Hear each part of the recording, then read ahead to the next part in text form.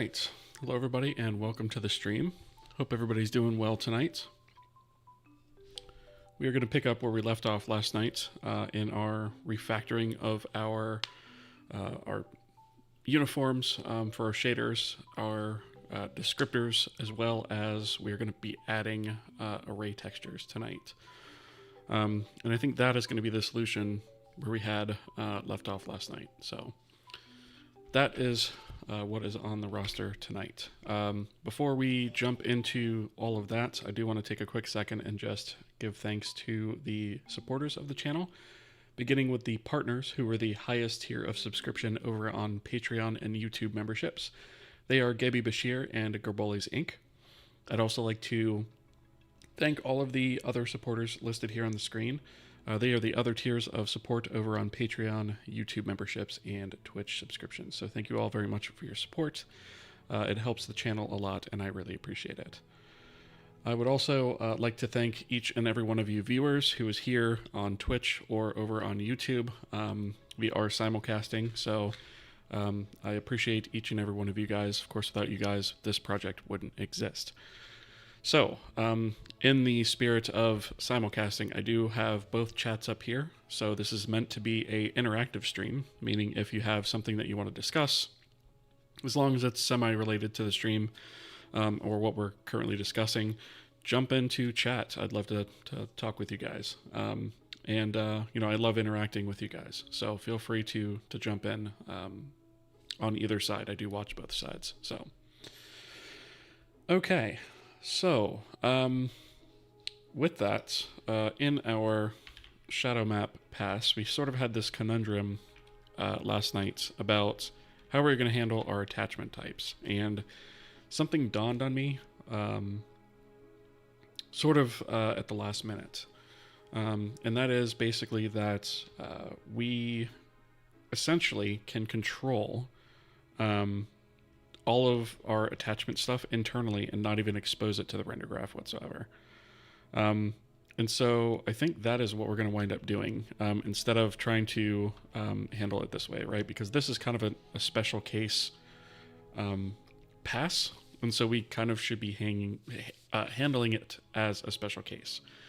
So that is kind of what we're going to be doing tonight.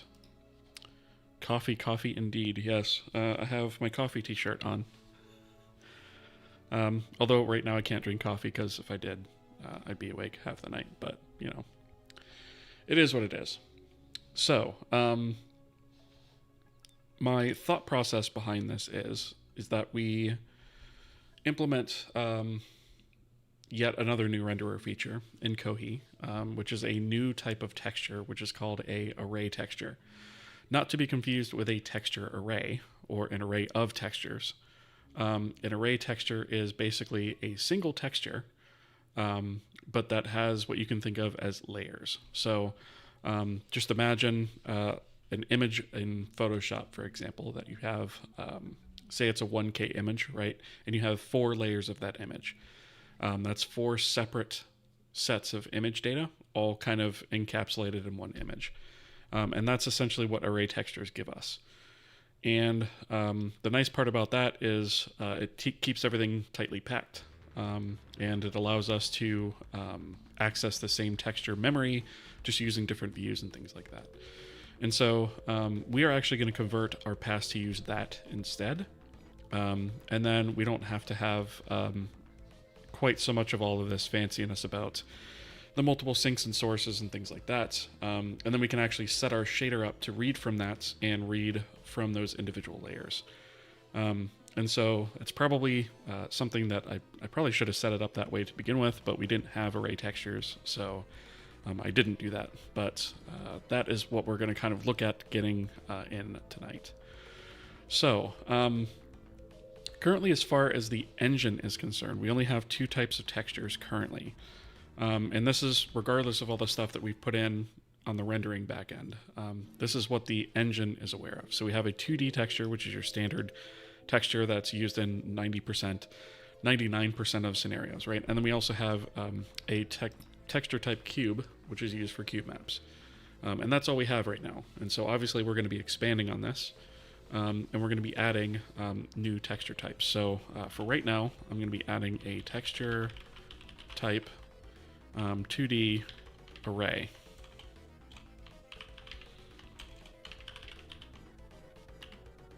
I'm not sure if I want the underscore there or not, but I think that's how I'm going to name it for now. So say brief, a 2D array texture.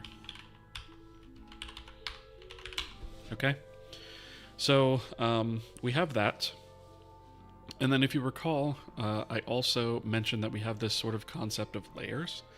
And so we need a way in our texture structure to represent that. So right now we have width and heights and the texture type, but we have no way of saying how many layers deep is this thing, right? And so my initial thought was maybe to have like array size or maybe layer size, right? I think array size makes more sense. So we'll have the width, height, channel count, and then I think after that we can put our layer count. And I don't really know of a theoretical max on how large these layers could get. I tend to want to say it's probably not going to be, we're probably not going to have hundreds of layers, right? But theoretically we could. So I'm going to go with a U16 on this. And I'm going to say array size. And this is going to be for arrayed textures, how many layers there are. Otherwise, this is 1. Okay, and so that's going to be kind of the way this works, is array size is going to be treated as 1 unless we are of a texture 2D array type. And so this will essentially be ignored otherwise. And that's the way I'm thinking of doing it for right now. Okay, so with that, we probably need to go ahead and actually implement this in the texture system because there are going to be some changes we're going to have to make to that. So let's have a look at the C file for this. So let's see. We're not going to bother having a default layered texture, I don't think. I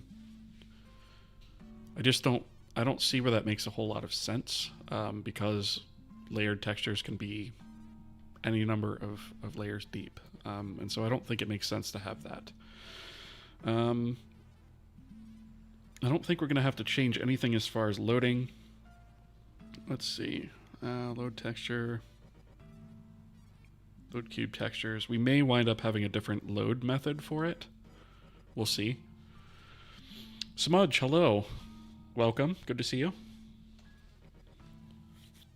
How are you doing tonight? Well, I hope. So let's see. This is the stand-up of the system. Texture system acquire. So we're not going to add a default for that. I think that makes sense. Process texture reference is probably what we're going to want to look at. So let's go there. All right, and in the instance that we have to create a new texture.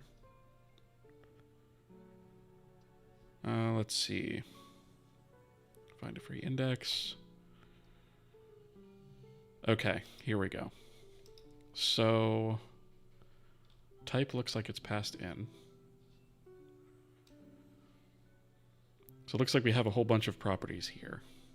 So we pass in the name, the type, the reference diff, auto release, skip load, and out texture ID. So the texture type has been enough up to this point. But we're actually going to have to add another parameter to this, I think. And that's going to be the U16 array size. Which means we'll have to do that up here as well. So let's add that here. U16 array size. All right.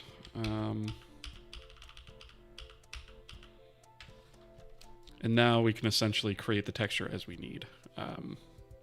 So like I said before, that's essentially going to be ignored. Except in the case of our specific texture type. So let's see. If we are skipping load,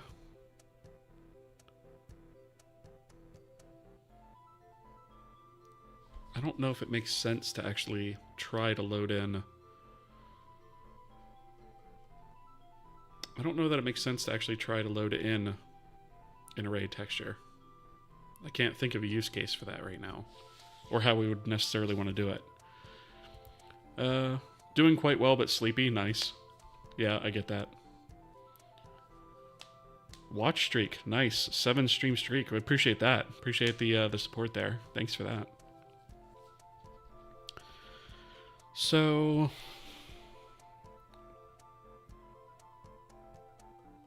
we set the type. If we skip load or else, technically speaking, either way, we need to actually do some prep with it. We can set the T array size to array size here, because that's needed no matter what.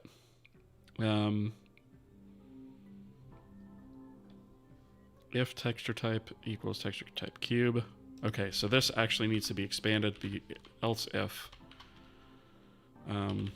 type equals texture type 2D. And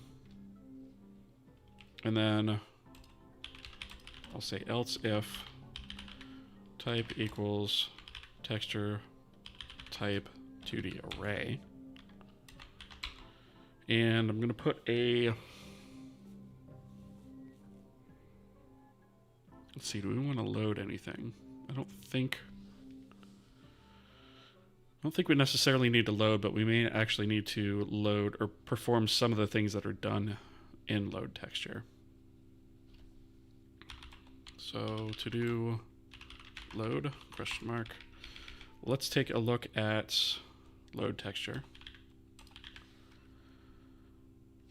So texture load params, we submit a job,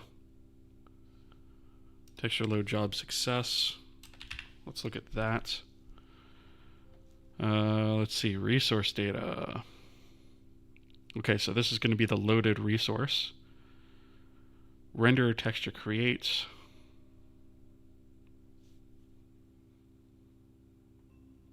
Okay, so this is probably what we need to, this is probably the only thing we need to actually do out of this. So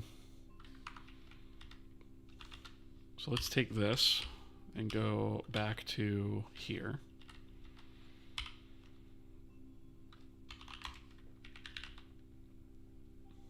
And then we have renderer texture create.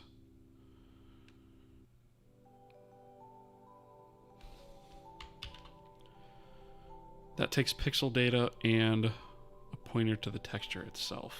So that's going to be just T. And then for pixels, we are going to pass 0. And I think what we'll do is on the renderer backend, when we look at the texture type and see that it's a 2D array, we'll know that we're not going to necessarily populate that with data right away. I think that makes sense. We may also have to flag that as writable, potentially.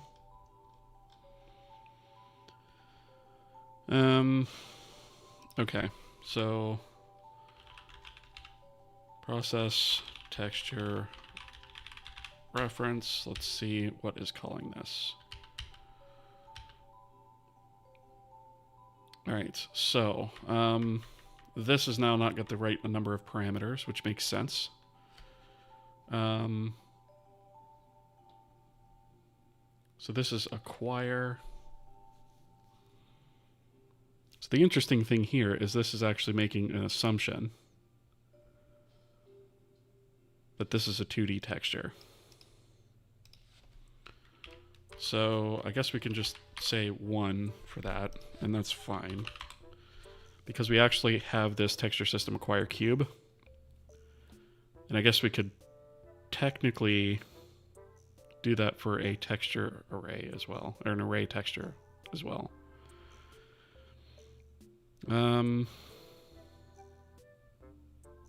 Actually, we may want to actually do something like this instead.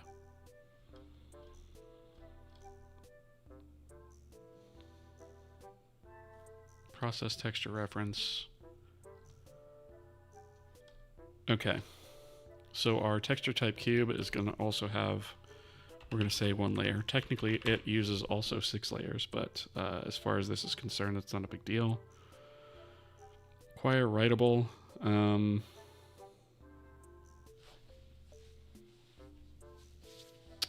Let's see. Do we want to...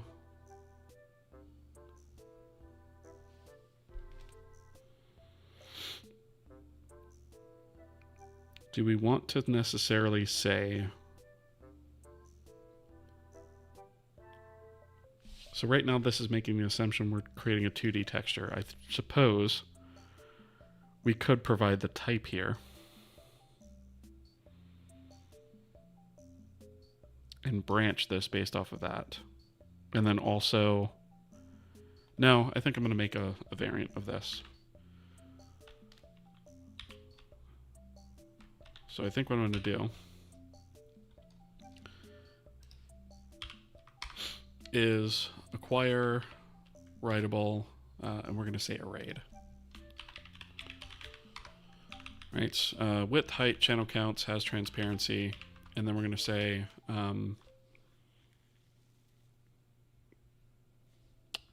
U16 array size for this one.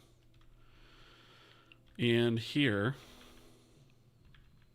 this is going to be texture 2D array. This is going to be array size.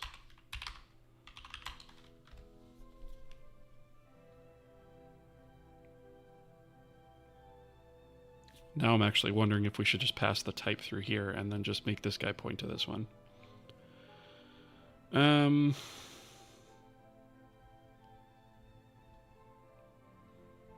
Let's do that. Let's also take in the texture type here.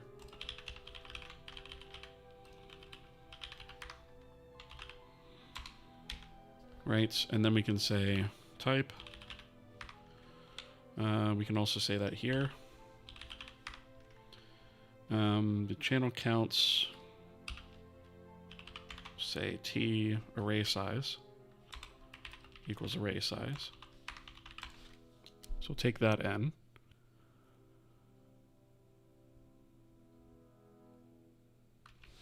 Okay, and then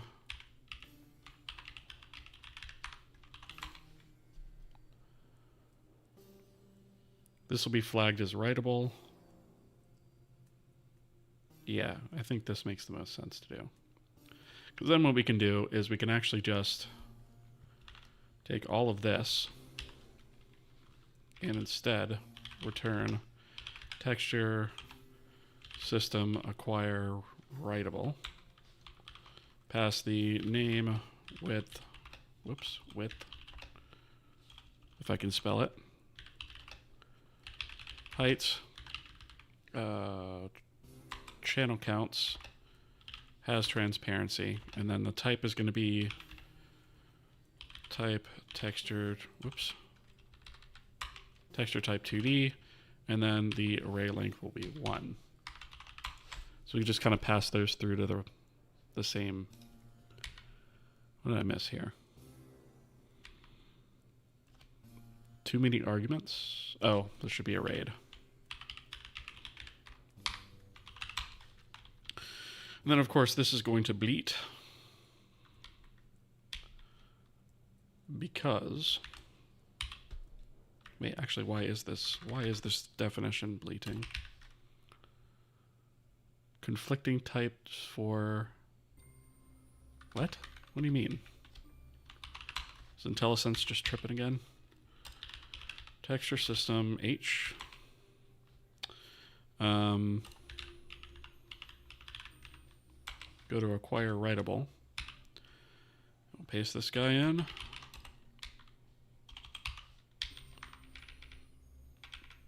And grab this guy. Slam that right there. Writable array texture with a given name. This is not to point to or nor attempt to load a texture file. Okay. So all these things are the same. We just have a couple new parameters. So type the texture type and array size the number of layers in a texture. Oops. Right. Okay. I'm gonna put layers in quotation marks because that's just kind of a concept more than an actual construct. All right. Sleepy Mushroom, hello. How's it going? So will you be working on the same system as yesterday? Yes and no. I am picking up where I left off, but I thought of a solution to the issue that we were having last night, which was what we were going to do about the attachments. And then it occurred to me that we didn't need to do it the way that I was thinking of at all. What we could do is use something called array textures, which are slightly different than an array of textures, where it's one texture that has sort of layers in it. Think of like a Photoshop image that has layers, right? And you can access those layers individually as if they were a texture on their own. And so we're going to convert our shadow paths to use those, but we have to write in the support for those first, which actually isn't a crazy amount of code. It's really just kind of adding some configuration to the texture system we already have. So that is kind of what we're doing now. Hope that makes sense. All right. So I have that. That is in there.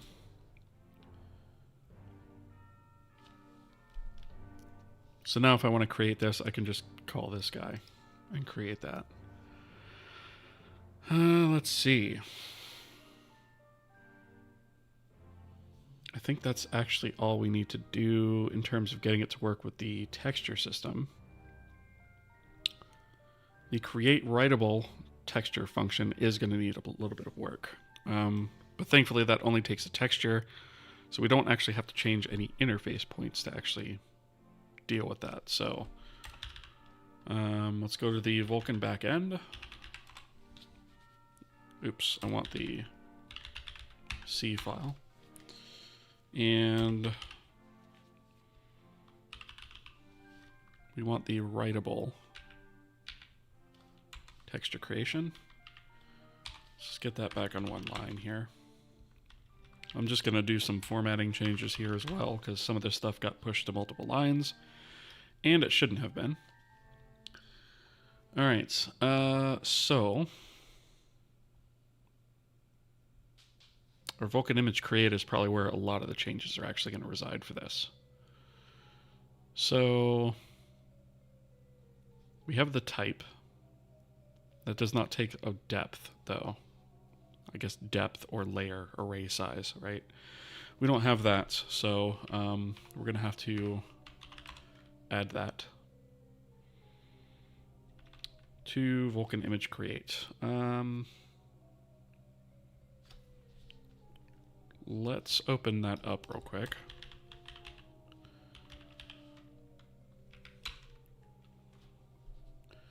Because this guy already takes a lot of properties.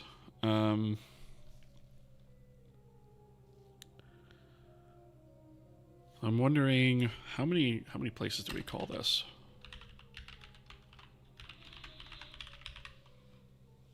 Just a few. Okay. So I suppose I could add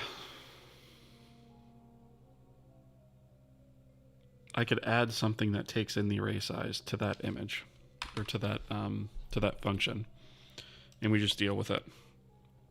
Wherever it breaks it, API wise, we just deal with it internally. So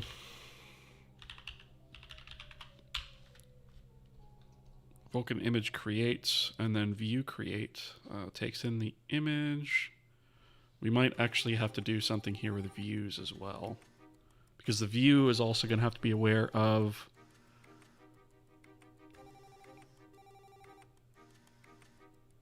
the number of layers.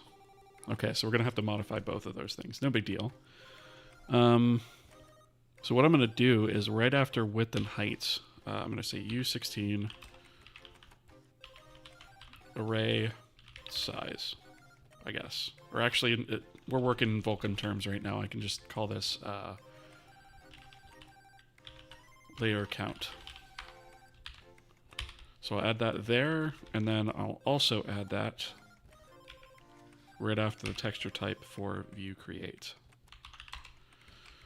All right, and so I'll add this here, and then I'm just going to scroll down real quickly and add that here, and then we'll come back and implement it. So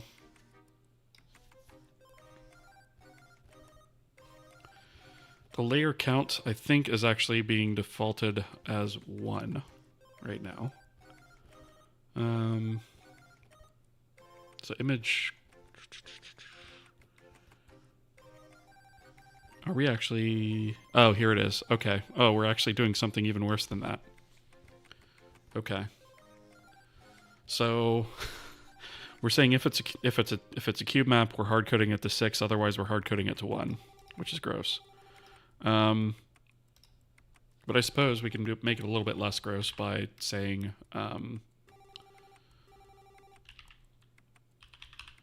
layer count. And I guess theoretically with cube textures, we could get rid of that hard-coded 6 and just use layer count. Yeah, I see no reason to change it though. It's kind of just handled automatically. I think that's fine. Okay, so that is that's okay. I'm all right with that. I don't think there's anything else we actually have to change on that. On the view, we have ads.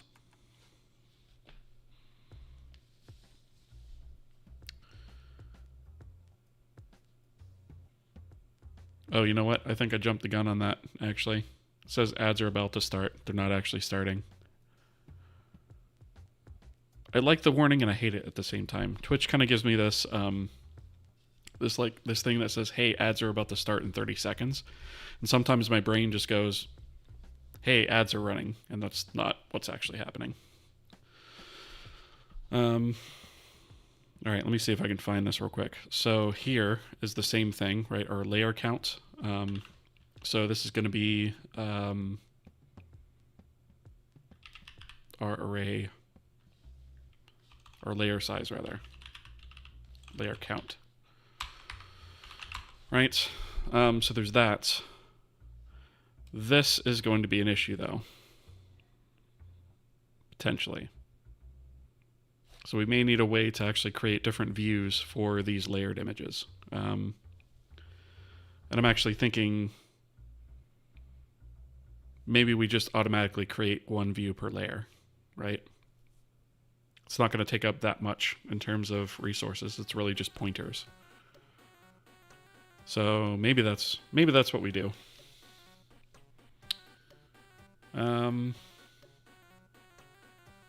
Think about that for a second.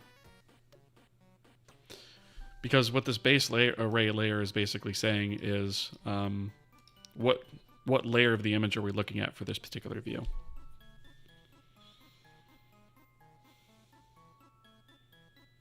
So Now we actually have ads. So I'm going to think about this for a second while we have ads, while those run. And we will get back to... We'll get back to this in about 1 minute and 15 seconds.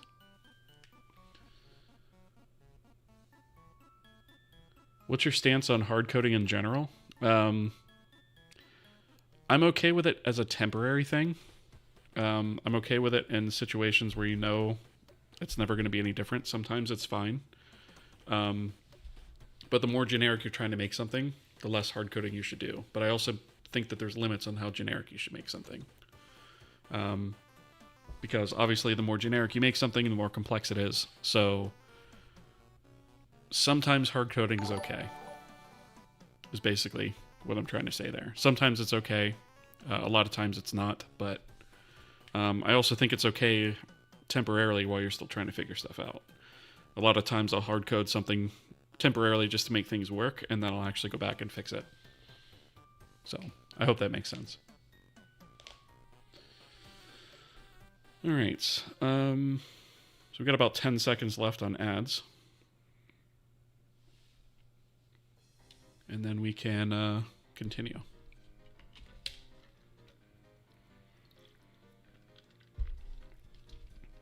I also want to see if my timer that I set up works. Yes. Switch back automatically. So, to avoid a repeat of what we had last night where I forgot to change the ad screen back, I actually set up a timer when I hit the ads button, when ads actually come up. 1.5 minutes later, it automatically transitions me back to the right screen. So, yeah, that's that. Funklime, thank you so much for the follow. I appreciate that. Nice Heartbound background music. Yes, it is Heartbound background music. Thor was kind enough to let me use it for the stream. So, yeah, that's it is the Heartbound OST. So there's the link to that. I'll drop this over on the YouTube side too, so that you guys can see that. That's the soundtrack that we're listening to. All right.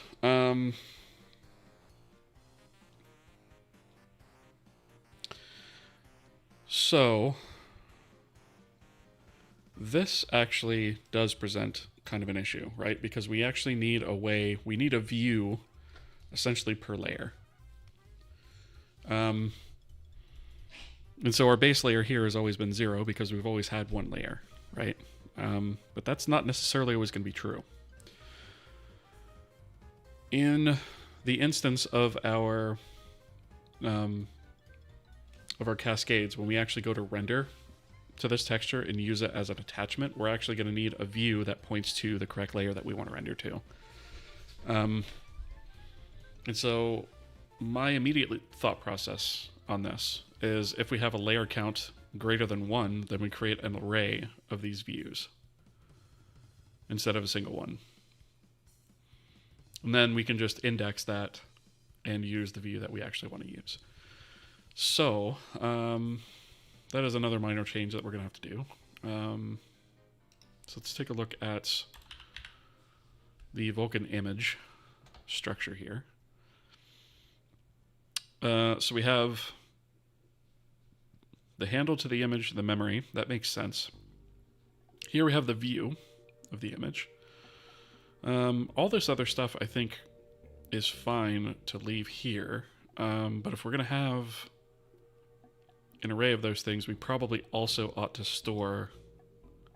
We have MIP levels here, but we also probably ought to store U16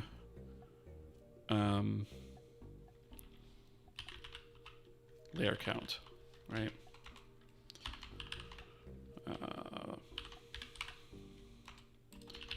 The number of layers in this image. Right? And so we have a lot of things that could just look at this view, and we don't have to dynamically allocate any memory to that, right? We can just kind of use it as is. But what I'm thinking of is maybe we leave that intact. And then we also do VK image view layer views, right? And that would be an array of those views. And if there are I should say, multiple layers, one view per layer exists here. Otherwise, that'll be null by default. And what we'll do is we'll use view in the instance.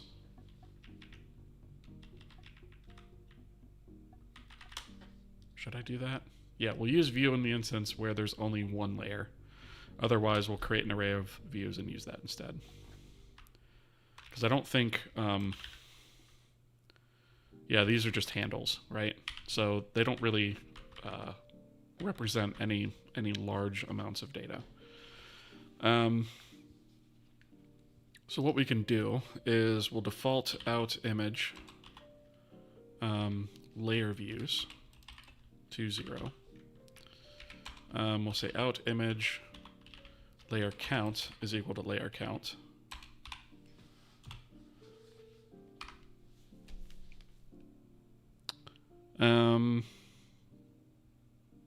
So here's where we create the image. That's fine. Here's the memory. Okay, so create view.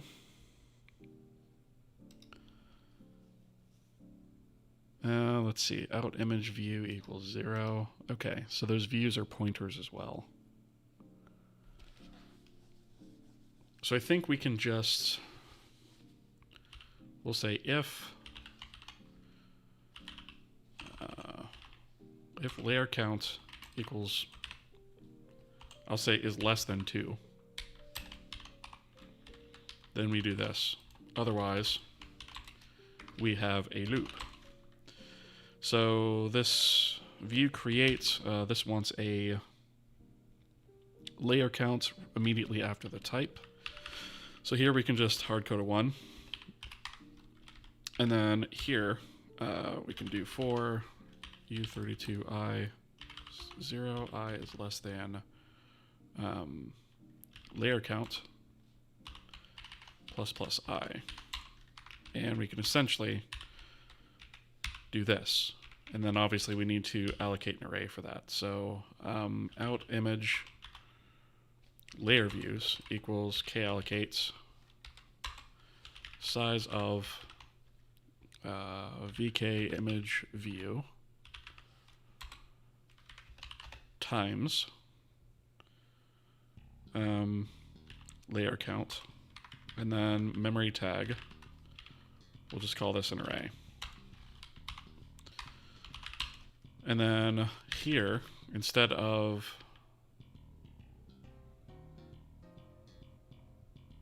oh, wait a minute, this is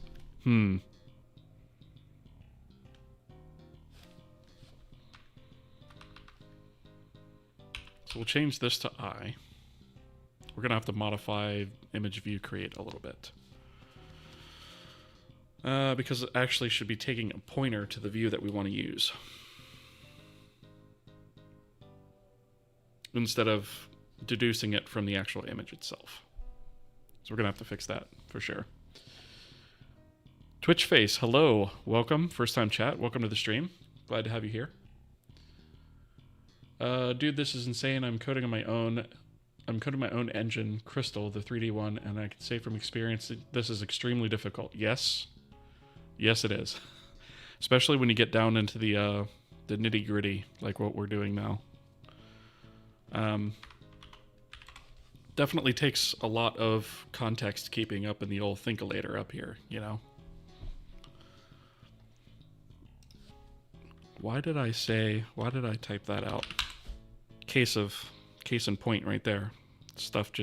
Stupid stuff just comes out of your fingers sometimes when you're typing. Yes, the Vulkan, it's hard. Yeah, it can be. But once you really have messed with it quite a lot, it becomes easier.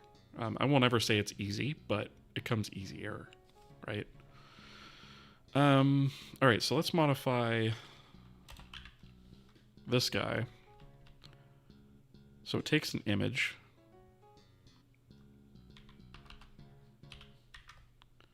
Let's also have it take VK image view, a pointer to an image view, and then say out view, right? And then say at param out view, a pointer to the view to be, I should say a pointer to hold the created view, which is a little bit of an API breaking change, but it's only internal to the Vulkan backend, so I'm not that worried about it. So VK image view pointer out view. And then for these guys, we can pass the address of out image view. And for this, we can say the address of out image layer views sub I. Right? So, single view,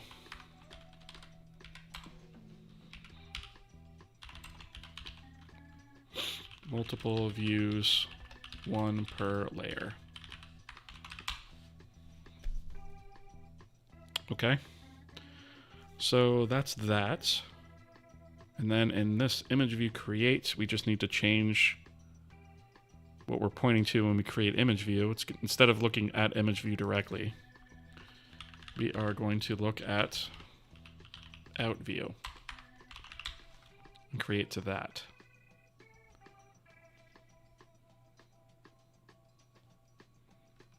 All right, and then base array layer is going to be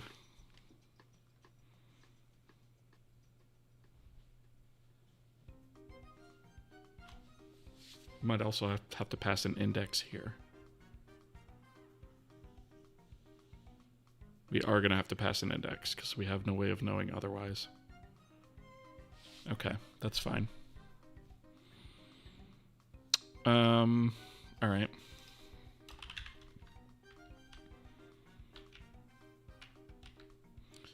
So let's do U16 layer index. And we'll put that in here. Oh, did I not update this yet? I didn't. So param layer count, the total number of layers in the image. And then param layer index, the layer index this view refers to.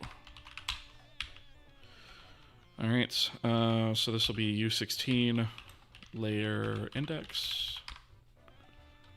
And then this base array layer becomes layer index. Configurable. We can get rid of that to do.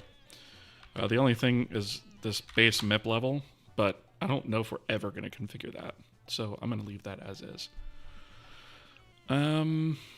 Okay, so that means these guys are also going to need one more tweak. So we have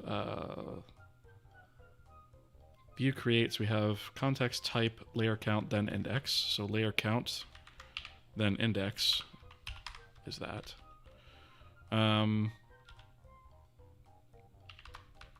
So layer count actually needs to go here in this one.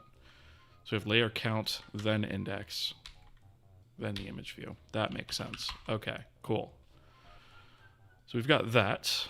And that should give us everything we need to actually create layered images, I believe. Let's see. Started learning C a few weeks ago, but I could use a little guidance. In your opinion, which C standard should be the one learning C in 2023. Everyone seems to point at a different one. It solely depends on what kind of hardware you're targeting. I tend to use nothing newer than, I think I'm using C17 for this, but I don't really know if I'm actually using any C17 features offhand. I don't think so.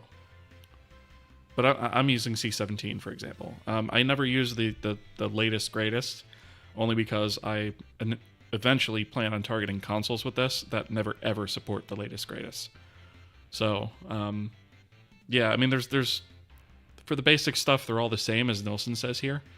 Don't go too old, don't go too new, right? C99 is usually what I've used a lot in the past. You could probably go a little newer than that. But I wouldn't go bleeding edge either. Chances are, like, the stuff you're actually going to have to change from one of those versions to the other, as long as you're between C99 and, say, C17, the amount of stuff you're going to have to change between those is minimal. So, Coffee Lava, of course you would recommend C69. Of course. I would expect no less of you. I love it. But yes, Nilsson, yeah, you're pretty much on point there. Like, don't go too old, but also don't go too new.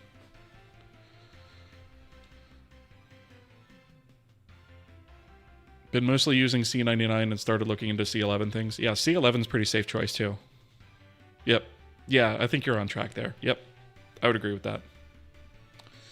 All right, let me see. So I'm planning on using DirectX 11. I don't know, but it'll eventually have to support Vulkan. The thing for me will be the stuff like raycasting and physics. I assume you mean ray tracing in physics, as well as cross-platform shaders. I will probably use SpurV Cross. It's a cool setup, by the way. Yep. Okay. Yeah. So, thank you for that, by the way. So yeah, we're going to be supporting multiple rendering backends here as well. So we're going to support DirectX and Metal as well for this engine. So if you're going to support multiple backends, then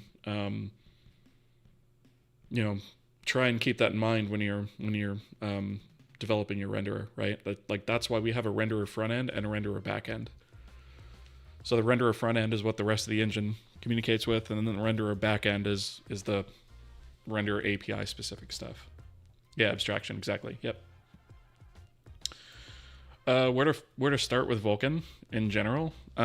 So there's a couple places. First and foremost, the Vulkan spec. Read it again, and then read it again. It's long, it's boring, but it's packed full of information. And if you just try to like learn this by doing tutorials by like on your own, like you're never ever going to grasp all of it. There's just no way. So definitely that. But make sure this is in frame. Vulkan Cookbook is a pretty decent resource. So this one I've used a lot. And then also take a look at Sasha Willems' Vulkan samples is another good thing. You have that. Awesome. Yeah.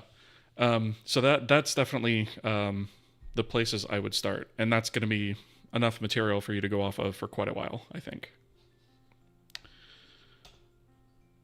All right.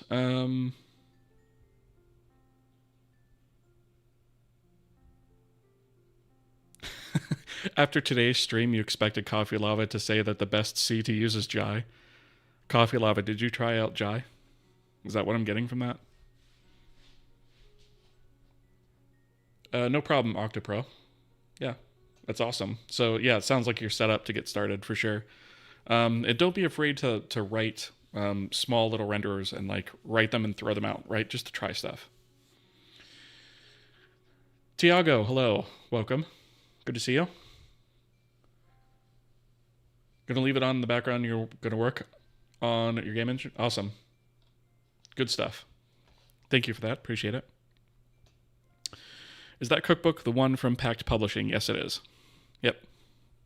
Yeah, so that was basically when I started learning about Vulkan, that was like the very first thing I picked up. That and the spec, of course. So those are definitely the best resources, I would say. That and obviously the samples from Sasha Willems, for sure.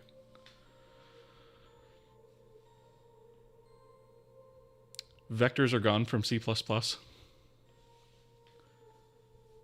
do you mean vectors are gone from C++?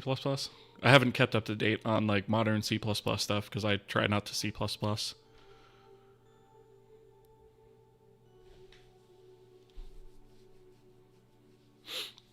All right. So we have this set up. So basically we're going to have to go through everywhere where there's a Vulkan image create, and we're going to have to slightly modify this. So it takes in a layer count, I think is the only thing at this layer, at this level that actually matters. So that is after height.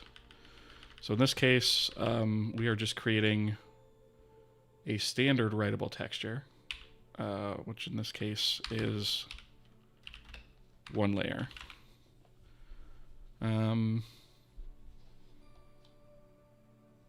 Which is actually probably... No, we actually should be able to say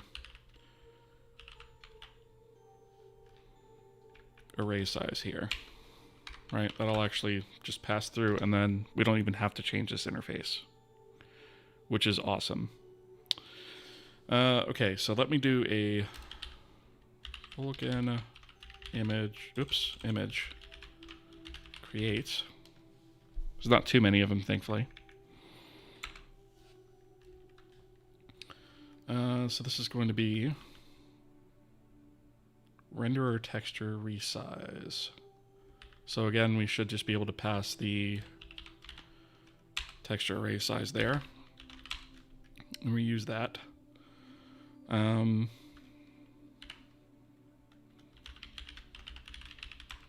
Here's the next one. So we should be able to do the same thing here. Array size. Okay, that already has array size. So let's see, Vulkan image create. It's really just this. So that's the Vulkan swap chain is going to be the last place. So that's a 2D texture. So this is, I guess we could just do, we could just hard code that 1 to 1. Because that's never going to be an arrayed texture anyway. Okay.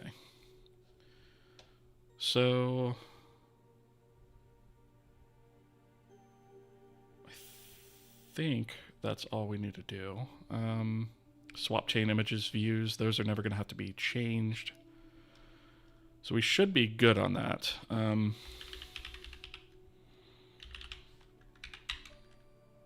Does the texture system, I don't think... The only other thing that we're going to need to set is we set the type and array size. And I think we're good on that. Oh, we already set the array size below. I don't need to do that twice. It's there. Okay.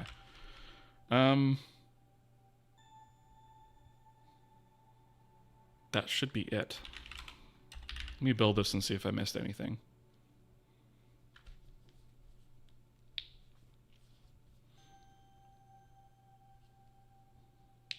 Oh, you mean no vectors in C. I see what you mean. Yeah. Yeah, you have to make your own. Yep.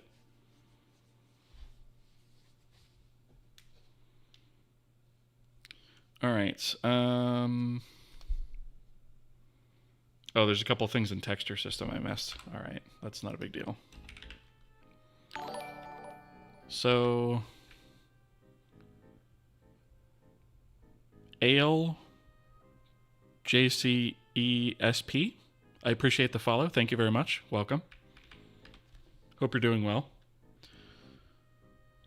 All right. So process texture reference. Let's see. What did this? So we had name, type, array size. In this case is 1. reference diff, auto release, skip load, and so why is this bleating?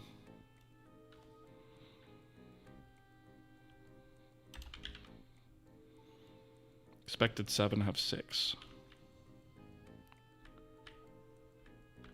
Wait, what did I miss? And we have the type. The array size is 1. Oh, the reference to... Oh, okay. We need an additional 1 in there. Okay. And then this one also needs a 1.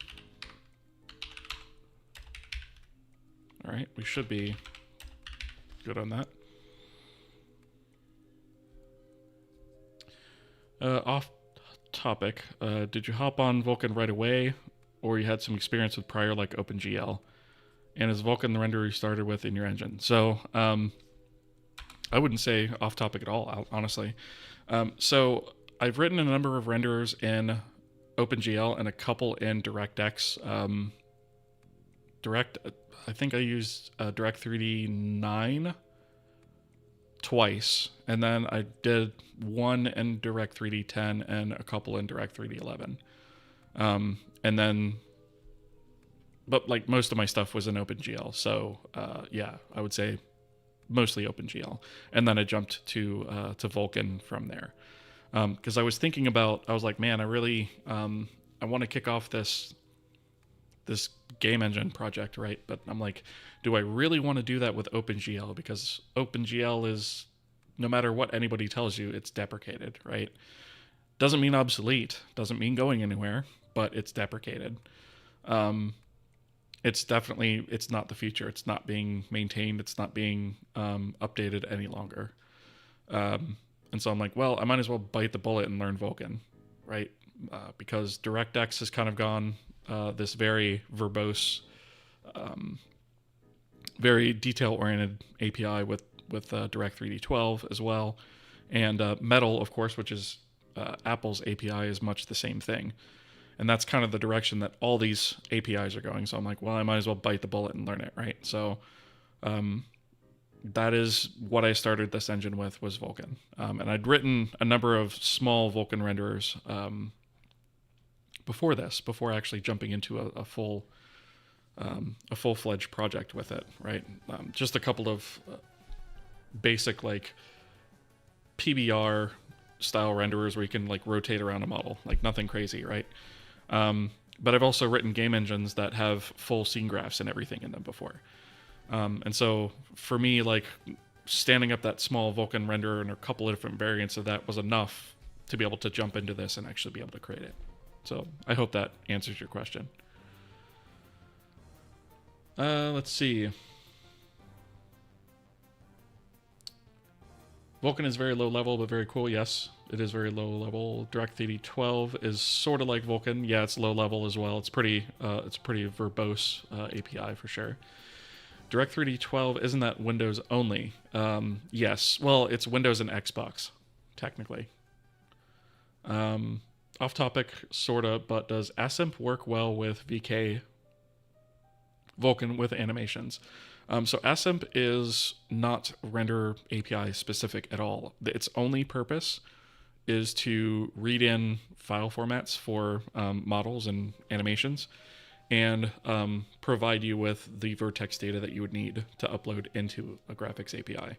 So you can use that for whatever. It's completely agnostic of that. And we have ads incoming here in a second, FYI. Thanks for the answer. Yeah, no problem. Do you know what console support is like for Vulkan? Well, I know the Switch, the Nintendo Switch supports it. Beyond that, I haven't looked into it, to be completely honest. Because most likely, like for Xbox support, I would just use DirectX. And for PlayStation support, I would probably just use their flavor of OpenGL. Or whatever it is that they're using now. I haven't looked into the PS5 at all. I know up to before that, they were using some sort of proprietary version of OpenGL, so... Oh, yes, the Steam Deck also. I always forget about the Steam Deck. Yeah, Steam Deck uses Vulkan. Yep. I always forget about that. I probably will target that too at some point. All right, we have ads. So for those of you who are new to the stream, over on the Twitch side, we get served ads once every 30 minutes for 90 seconds. Not everybody gets the same amount of ads. Some people get the full 90 seconds. Some people only get 30 seconds. Some people get none at all. It's based on wherever you, it's based on your locale, what platform you're on, things like that. So what I like to do is I like to just go ahead and pause the stream whenever ads come up. Excuse me. So that way nobody misses any content, right? Because nothing sucks more than watching a programming stream and then having it sort of minimized to that little window off to the side and you can't see or hear what is actually going on. So I think just taking a break for a little bit is never a bad thing. It also allows me to hydrate.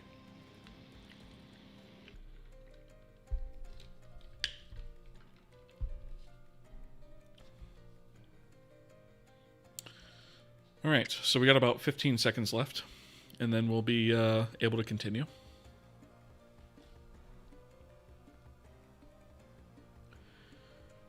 Yeah, 90 seconds. I mean, it's not too long, right? The thing about it is, well, I'll explain this in a second when we come back. So the reason that that I have the ads set up to run like that is because that way you don't get pre-roll ads, right? Because pre-roll ads suck. Nobody wants to go into a stream, especially a stream that they're just checking out for the first time, and have to watch, 2-3 minutes of ads before they get to take in any of the content, right? That sucks. So it's much better to just do, the 90 seconds every 30 minutes and get it out of the way, right? So, cool. Anyway, yeah, Switch and Stream Deck are the only two consoles I care about at the moment. Yeah, that's fair enough. The ad break scene is so bright after the pure black text editor. At least it's not pure white. Yeah, that's true. I suppose I could make like a dark theme version of it. It's a good point. Steam Deck is essentially Linux. Yep, it is. That's true. Let's see. Do you use MinGW for GCC or something else? I'm using Clang. Which on Windows just points to, basically makes Visual Studio, or I should say MSVC compatible code on Windows. So yeah, the reason I chose Clang is because it allows me to compile on all three platforms using basically the same configuration, the same makefile. So it was really easy for me to set up that way. All right. So, I wasn't looking before. Did we... I think we built successfully, right?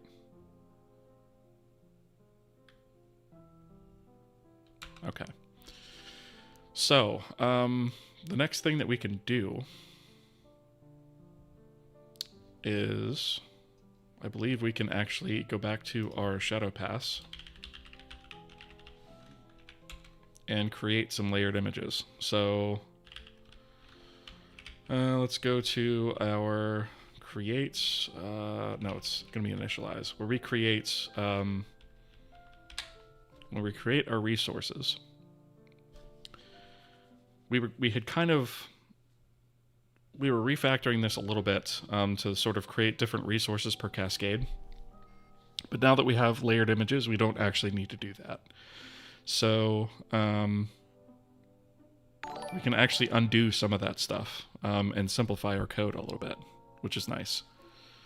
Eyeless42, thank you for the follow. I appreciate that. Welcome. Let's see. Can you compile for Switch without paying tons of money? So you can get a Switch dev kit for $400, right? Which sounds like a ton of money, but if you consider what dev kits used to cost in the past, which was like tens of thousands of dollars just to rent one, $400 is nothing, right? Yeah, I mean, and that's fine. You can save up for it, or I would say release whatever it is you're going to release on PC first. And once you've made money from the sales, use that to buy your Switch dev kit and then port it, right? That's usually the way you're going to want to work anyways. Emulator? No, I wouldn't do that. Nope. There's too many unknowns with an emulator, right? All right. Okay, so we had this concept of cascade resources where we moved our depth and textures, our depth and color textures. We're going to undo that. And so we're going to put this back here. We're going to get rid of this structure. And we're just going to use our individual views to actually bind this stuff. So when we create our resources, we are going to first off do away with this loop because we don't need that guy anymore. Let's see, attachment counts. Okay, so we've got that. So this is going to be internal data, depth textures again. Delete that. Internal data. Right? But what we're going to do is we are also going to say, actually, let's put this down here. So we'll say t.arraySize equals max cascade count. And I could actually come down here and paste a copy of that and just change this to DT. And then we have to edit our string format here a little bit because we don't need quite all of this stuff. So we don't need the cascade anymore. And yeah, actually that's it. Okay. So we'll get rid of the cascade here.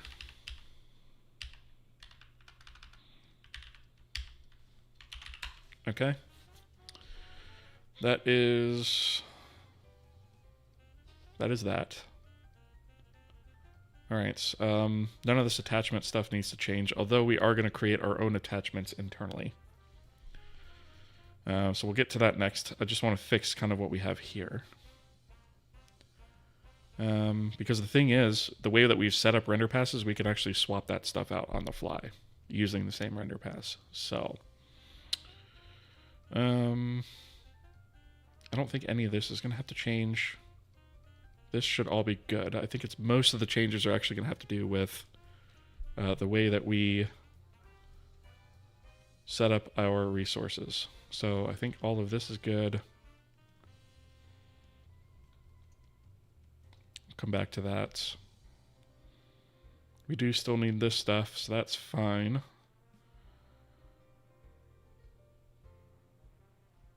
Okay, none of that looks wrong. Okay, here in the destroy, this is, oh, I actually just thought of something I need to address in render texture destroy.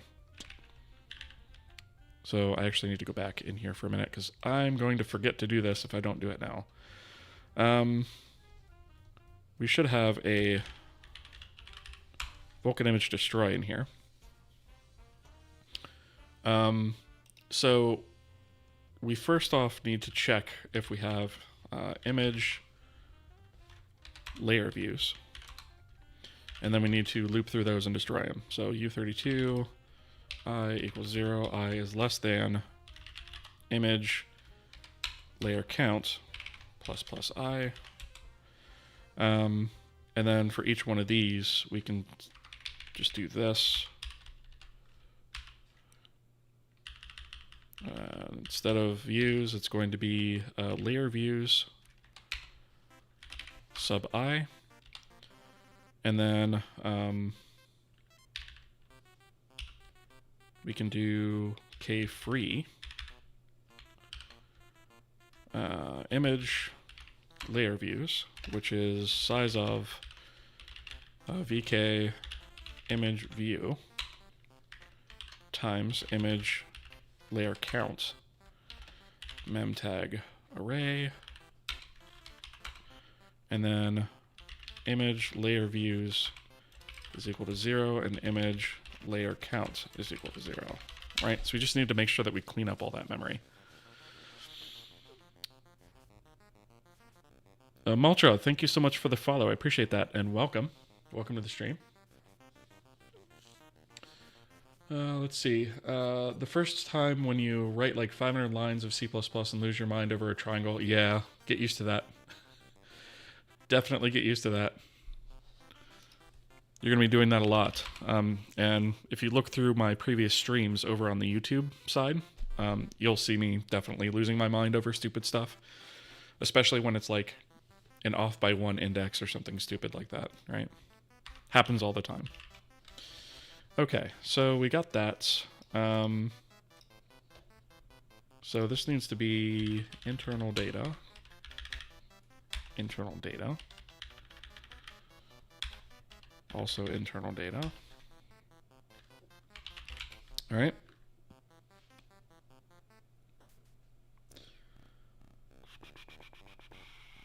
That should be it for that. All right. So now we're actually going to have to think, we're going to have to rethink our sources and sinks for this pass. Actually, I guess we don't have to rethink it too much. We can just kind of revert it.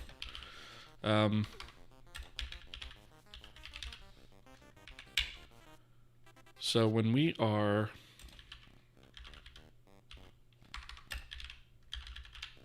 configuring our render graph, our shadow map pass, there's a couple things we got to change here. So we added all these sources, right? We don't actually need these anymore. We're just going to call this depth buffer. We're going to go back to how that was, right? Because it's one image. And then we had all these sinks that we added. We don't need multiples of those anymore. We just need one. And then setting the sync linkage, we don't need to do for all of those anymore either. We can just do it once.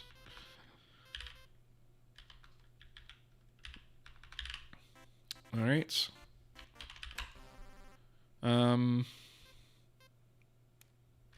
Okay. So that's that. And that should be, I think that's all we need to do as far as our render graph changes. That's a lot cleaner than what we were doing last night, right? Okay. So this is shadow map pass source populate. We have the source here. And I'm actually thinking that maybe we just don't do this at all. Reason being, we can actually handle all of our sources. Oh, wait a minute. Source populate. Yeah. We should actually be good without either one of these in either one of these points. So what I'm going to do is I'm going to comment those guys out for right now. Do that to get my highlighting to stop freaking out.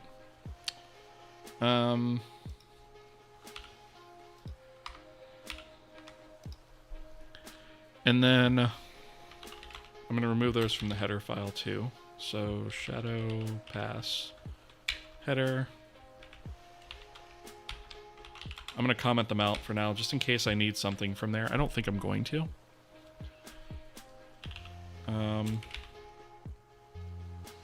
And then we have these custom function pointers that are there. I think we also had some PFNs here that were getting set. Source populates. That doesn't exist anymore. Okay, we don't need that anymore. And so instead of having the render graph manage all of our attachments for us, we're going to manage that internally. And so what I mean by that is, if we take a look at execute,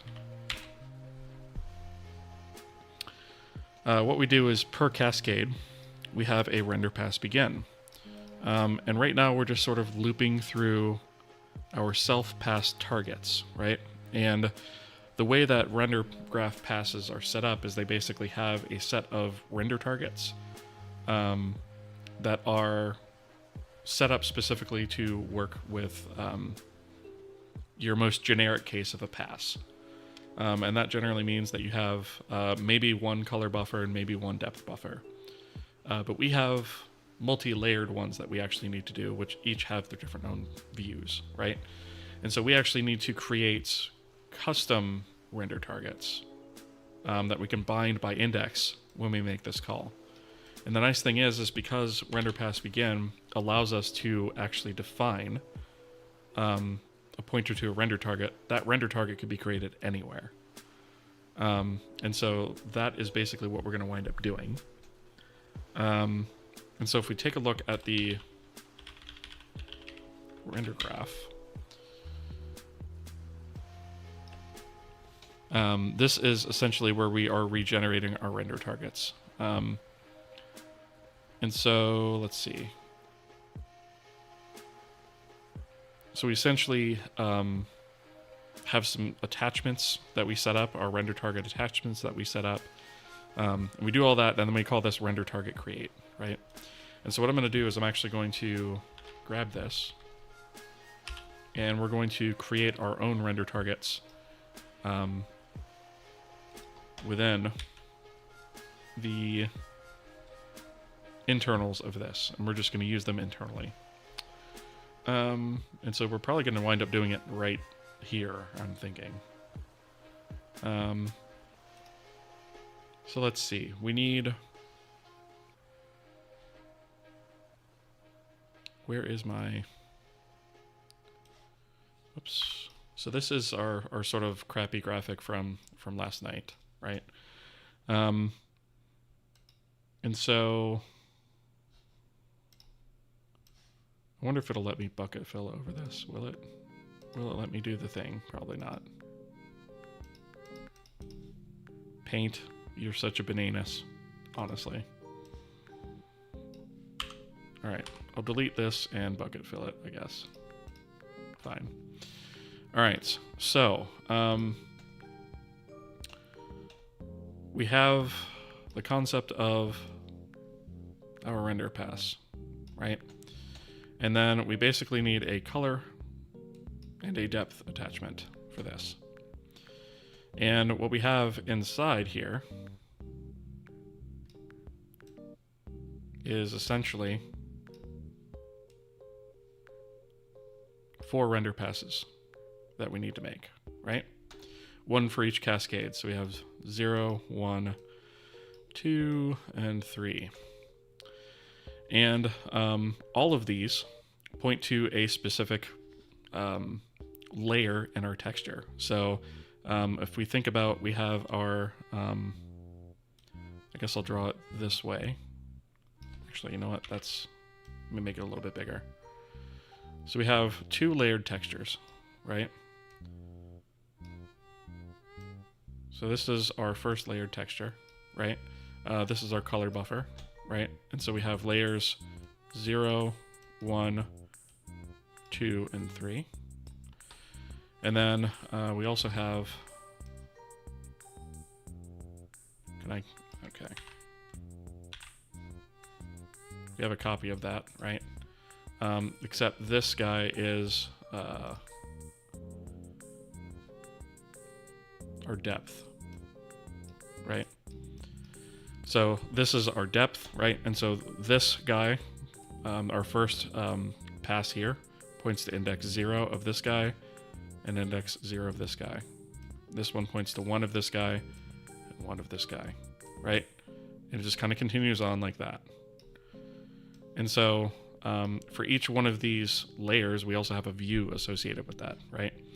And so what this needs to do is say, essentially, okay, for the color attachment on the first iteration, I need the resources for 0, right? And then we need some logic to say, okay, I need essentially a render target with this guy and this guy.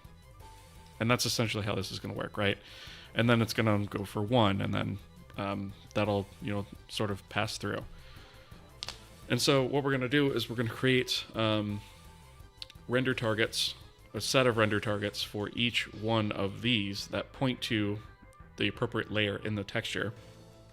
And then as we actually progress through this and iterate through and do our render passes, we just point to the correct attachment. Hope that makes sense. Let's see. MS Paint, oof, yeah. I just use Paint because it's stupid simple, right?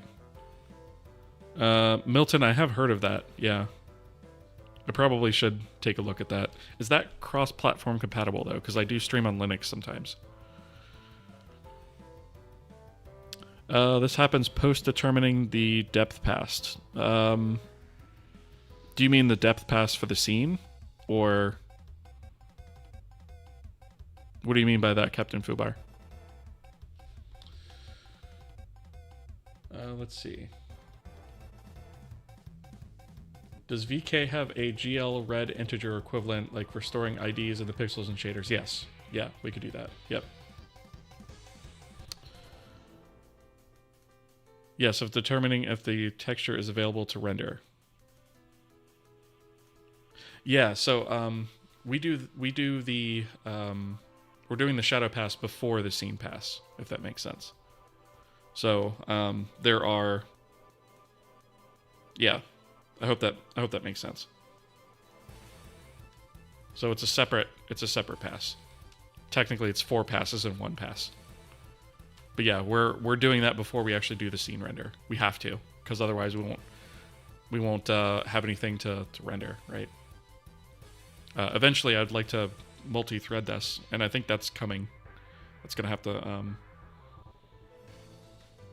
I think we're gonna eventually need to do that, right? Because there's several things like this that could be offloaded to different threads and then joined at the end, and it'd be easier to spin those up and do them on different threads. So that is coming sometime soon.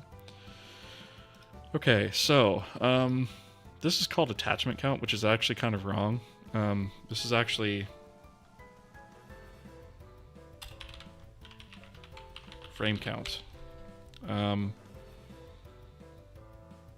And then, well, this doesn't belong up here.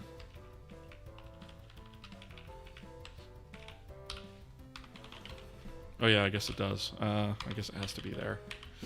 Crap. All right. Just trying to separate that out. All right. So we have our. We have to do that. I think I'm going to separate this out into 2 loops. So we'll do the texture creation first, and then we'll come in and do the render target bit, right? This.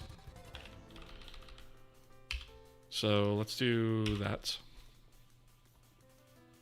And essentially, we're going to say for U32 I equals 0, I is less than max cascade counts plus I. Right. Oops. All right. And this is essentially the end goal here. So I believe this handles this for all 3 frames. Attachment count. Let's look that up. Let's take a look at that. So render target create.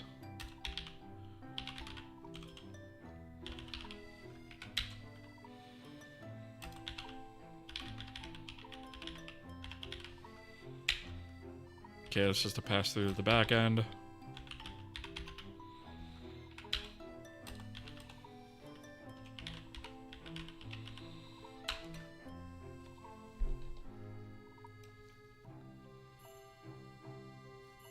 So through attachment counts,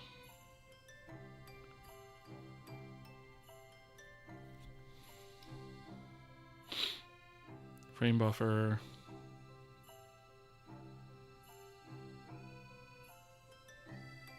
yeah, I guess this does actually create it for all 3 frames. Okay. Okay. So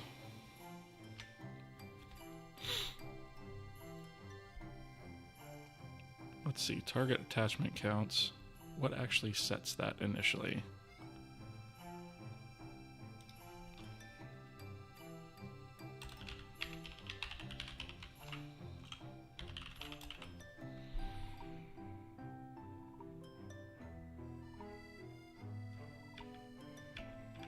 Let's see, what target attachment count? Okay, that's destroy.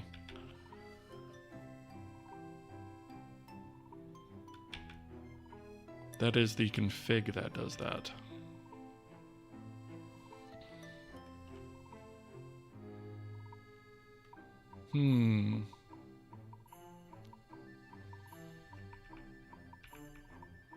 So really, let me think about this. It's for each.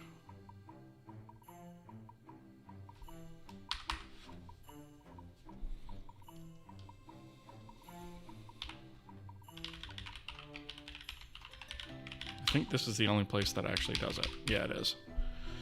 Regenerate render targets. It's actually been a while since I've looked at this code, so I have to kind of refresh my memory. So for each pass, we generate render targets for that.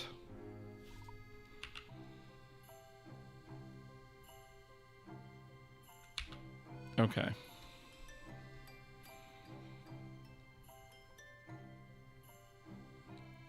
So, I guess I actually, theoretically, I could just grab this whole block of code and then just customize it to what we need. It's probably going to be the easier way to do it.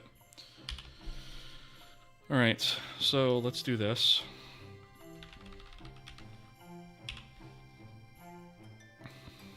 All right, let me just catch chat here. Excalidraw. Is that another note-taking or like notepad drawing tool?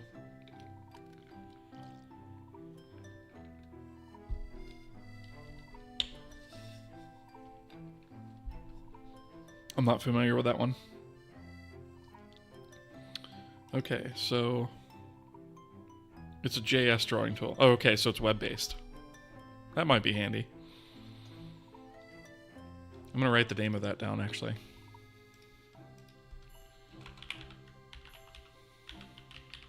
Just so I have it for later. Okay. So we don't need any of this stuff. Because our attachment source is always going to be self. If we have textures regenerate, okay, so that's what would pass into this guy.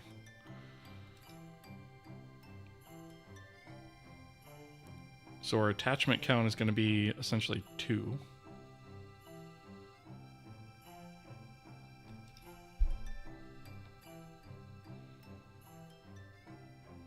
I'm just trying to think of a way to set this up that makes sense. So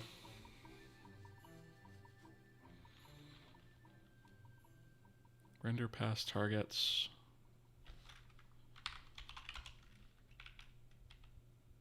We don't actually need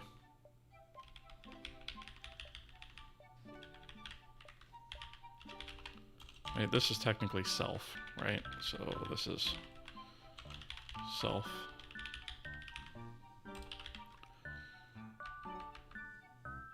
Render targets. And each one of those have attachments and a frame buffer. Okay, so I'm thinking we need 1 render target per pass.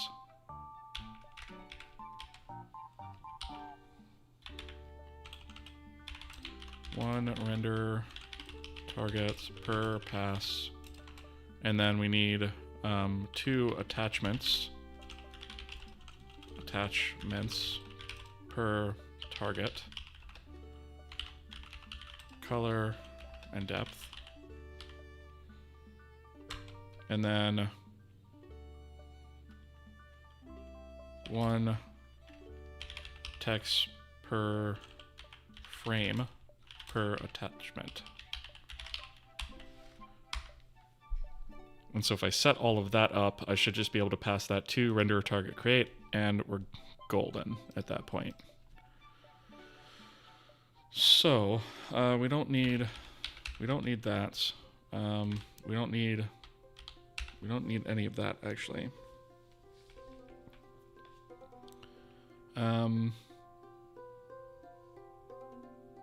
Oh, we have ads. Missed the ads.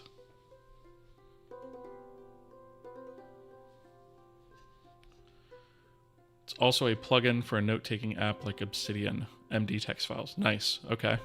Yeah, I'm going to take a look into that. I've heard about Obsidian before.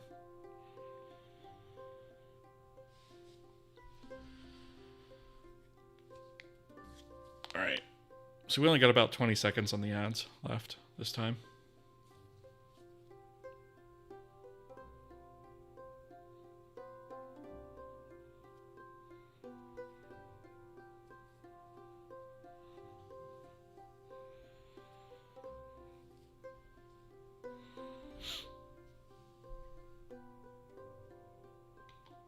All right, cool.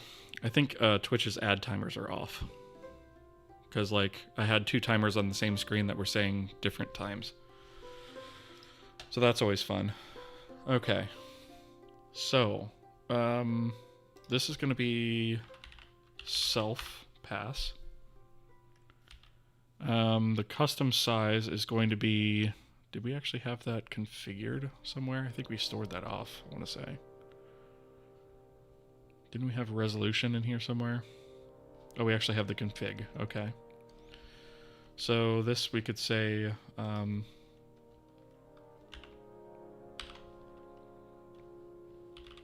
internal data config resolution.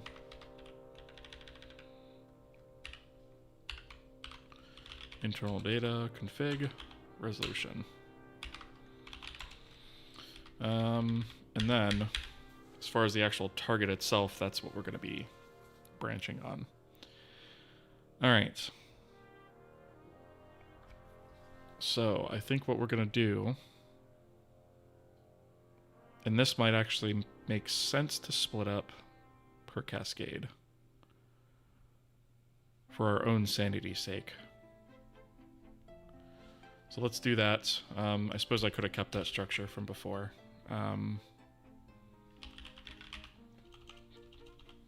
Actually, that probably belongs up here.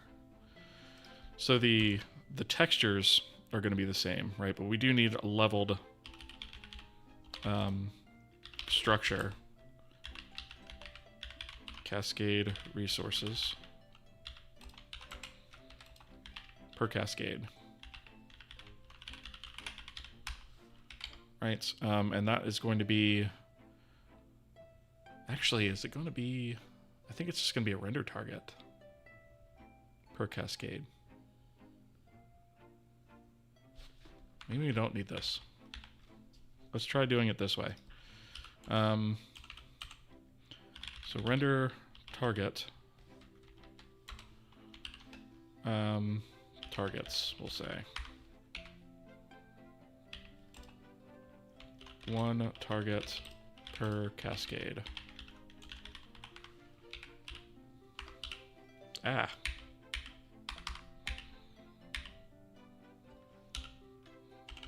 Okay. So maybe we can just use a flat array for that too. That would be ideal, actually, if we could do that. So, internal data targets equals k allocates size of render targets times max cascade count.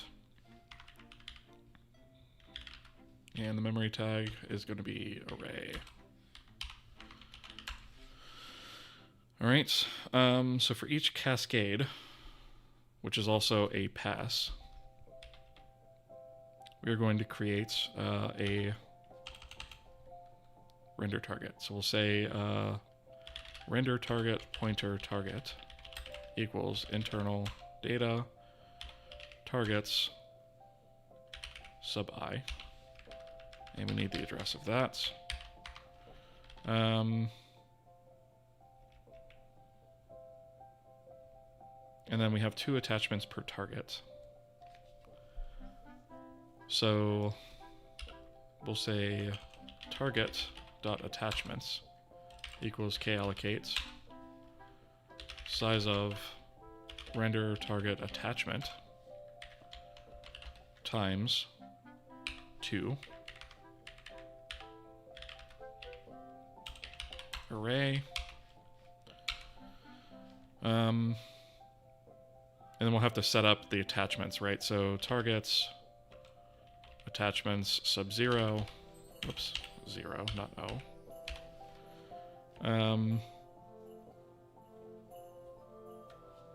Right, so the type is going to be render target attachment type color. Targets attachments sub 0 source equals render target attachment source self. Target attachments 0 texture.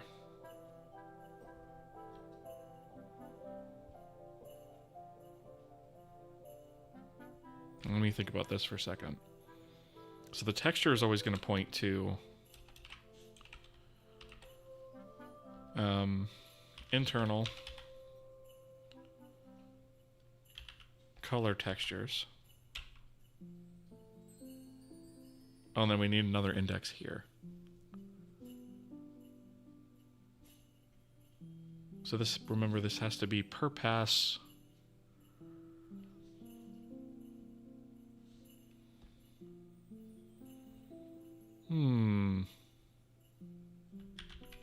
Right, it needs to be like 0 or something.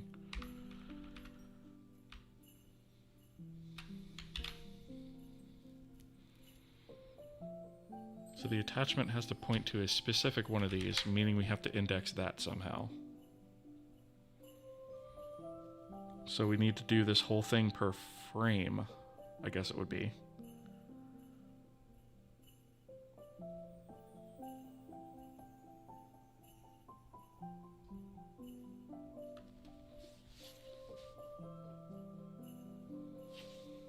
All right, let's come back to that. I need to think about that for a minute.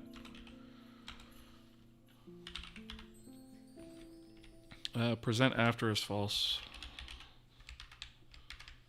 We don't need that. Targets, attachments, 0.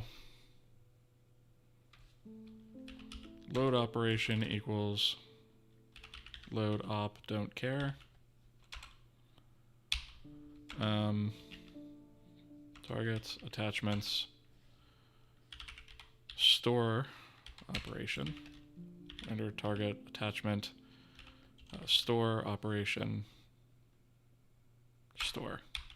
That's the only one that makes sense there. Okay. So these are our 2 attachments. I'm going to actually duplicate this. Whoops, not that first line.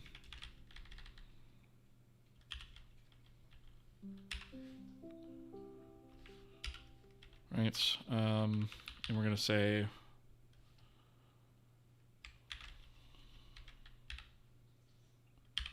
index 1.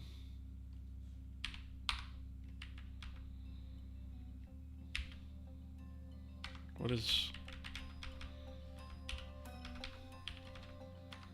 Why did it not... Okay, I don't know why it didn't give me the column select there, but whatever. Okay, so this one is going to be depth, and this is going to be depth textures sub 0. This needs to be present after true, because we are going to use that to transition it to the right state for being sampled later. All right.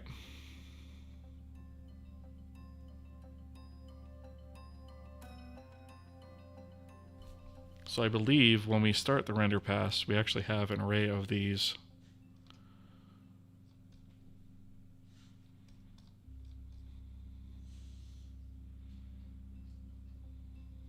pass targets by index. Right, so we need to create these targets by index. Okay. So do we want to do by index and then by cascade count, or by cascade count and then index?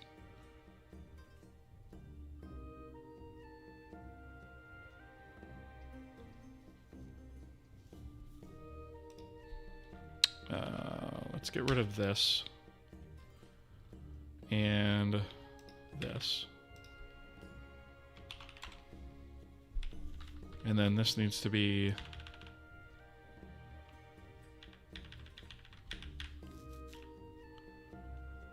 this just needs to be target.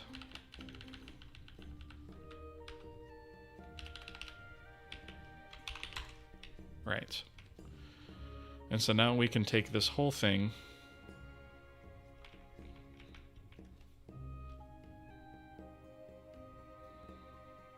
we are going to have to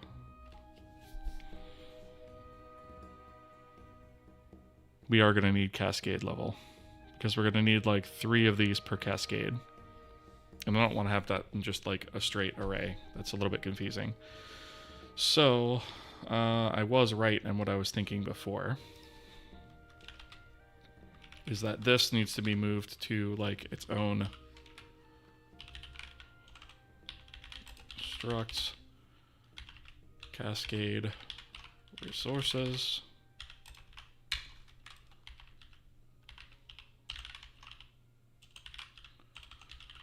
Can't type for some reason tonight, right? So this, at least for right now, is the only thing that's going to live in there.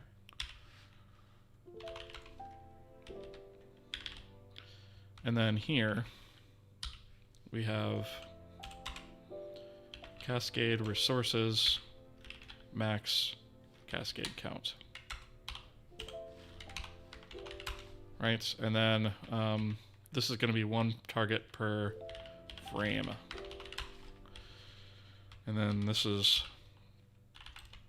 1 per cascade. You're gonna need an identifier here. Cascades. All right. So down here in my loop,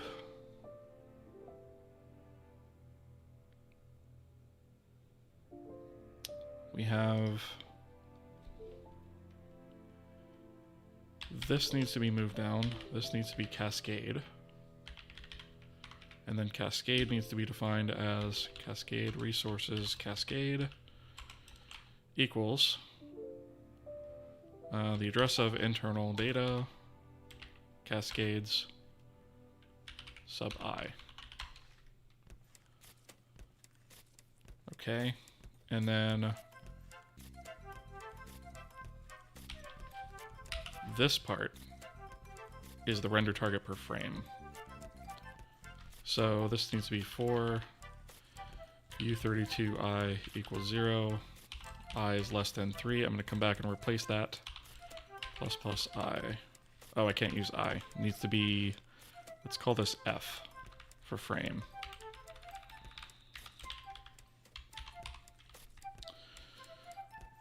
And we'll do this.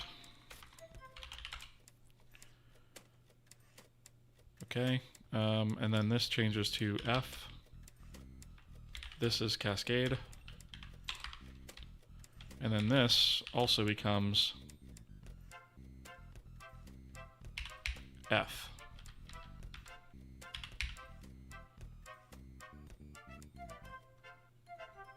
What is this bleating about? Does it want the address of this? It does, okay. So take the address of those guys.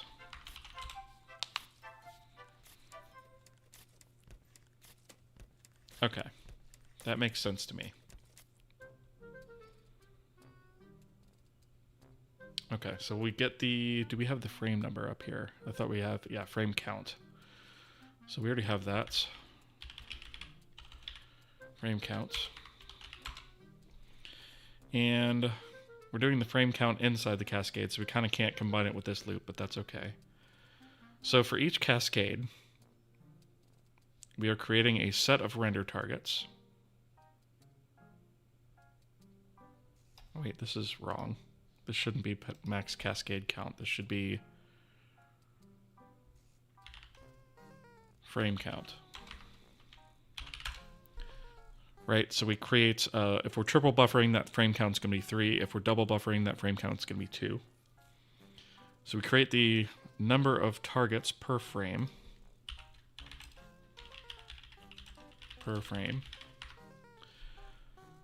Loop through those, create targets, set it to the correct texture,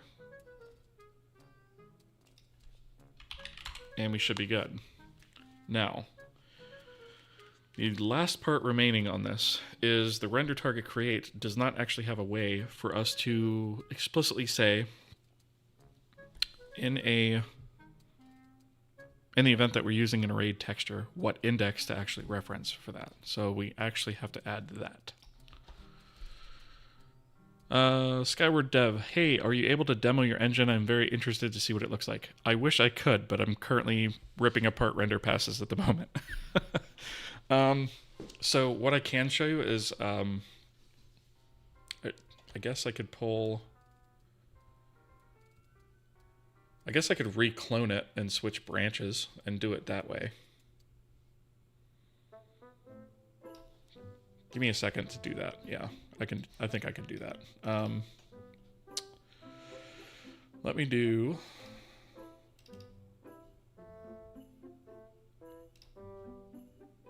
Well, that depends. Let's see. I'm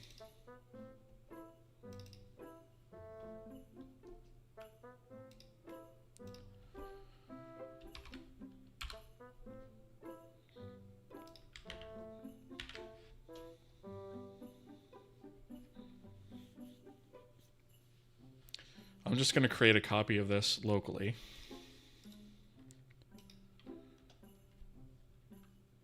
And we'll go to the feature PBR branch, because that's kind of what we're in the middle of.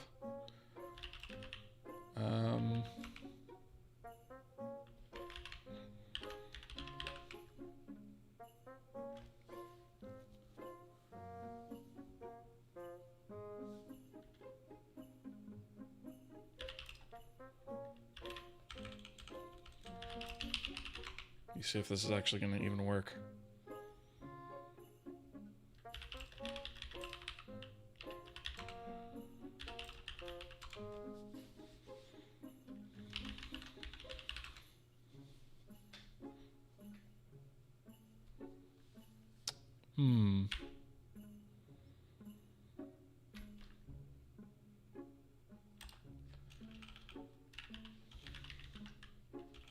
Bear with me just a minute. I'm having branching issues here. So...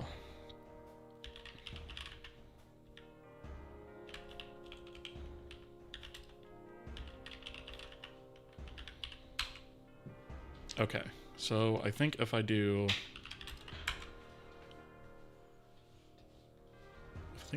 this, I've got a copy of this, so I should be able to clean it and rebuild it and show you what it looks like, I think. We shall see.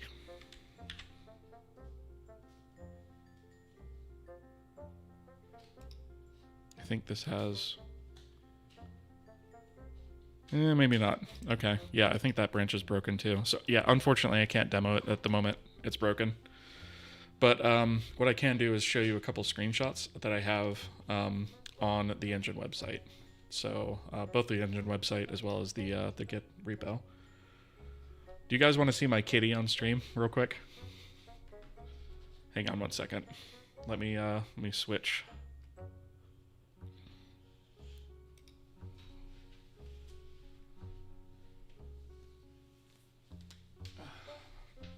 I know there wasn't a redeem for this, but she was here. This is my kitty. This is Pumpkin. This is she's about, I think she's about 13 So she's my Japanese bobtail. My wife just happened to be here with her and was able to hand her over to me real quick. So I figured I'd show her on stream. Okay. So yeah, she wanted no part of the camera after a minute. But that's that. All right. Yeah, actually, she doesn't bite all that much. The other cat that I have bites. I don't know where he is at the moment, but that's fine. All right. Syrian, thank you for the follow. I appreciate that.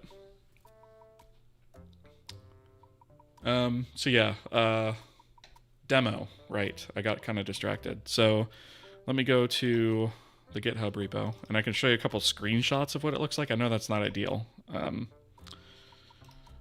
but we actually have a couple of screenshots here. It's not anything too fancy, right? I actually need to update this quite a bit.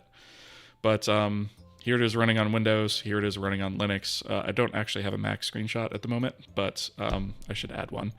This was before we actually got all of our PBR stuff up and running. So we've actually added PBR to this and shadow mapping. So it actually looks a lot better than this, even though, unfortunately, though, I can't run it at the moment. So, yeah, that's basically all I could. That's the best I can do for right now. If you take a look at my my YouTube channel, and go back a couple of streams, you'll actually see some visuals on how that looks, right? All right.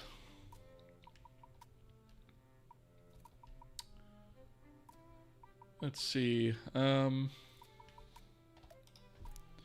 So back to this. So the render target creates.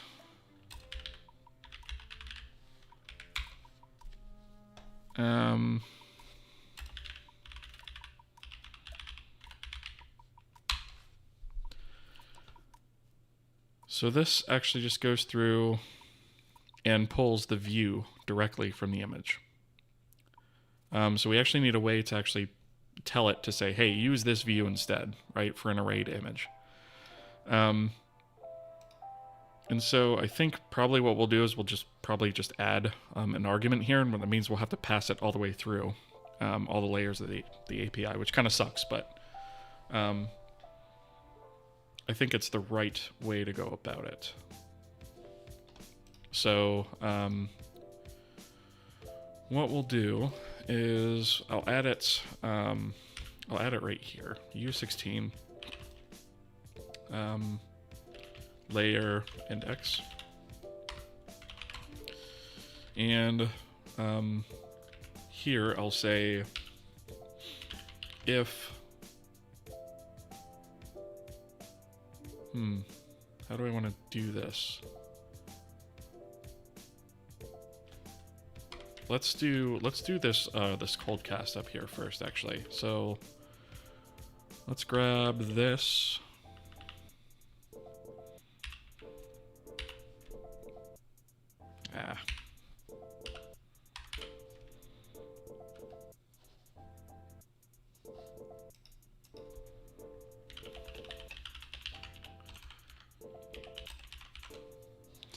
So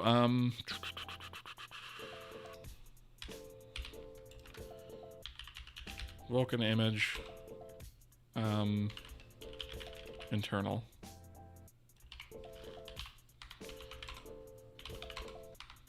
Why does that not? Oh, we don't need that there. Okay. And now we can actually simplify this line.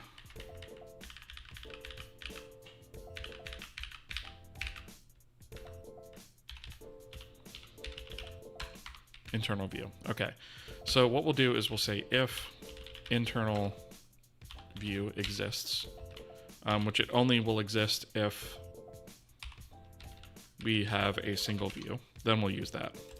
Otherwise, we will use the attachment views, sub-I, internal, layer views, layer index. Right? And so that, I think, should all... I think that's all we need to actually do for that. Nothing terribly complicated. So we can just add this layer index to the definition of this. So Vulkan backend, render targets, creates, there it is. That was right here, I think. Oh, that is not what I wanted. Okay. Let's try that again. Right there. Okay. So we did add that right after width and height, so that should be fine. We'll have to go to render types and go to, let's see, well, I wonder if it'll find this.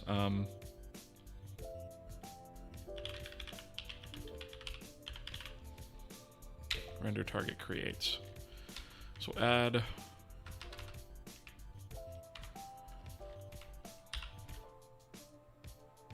did it stick it on a new line again?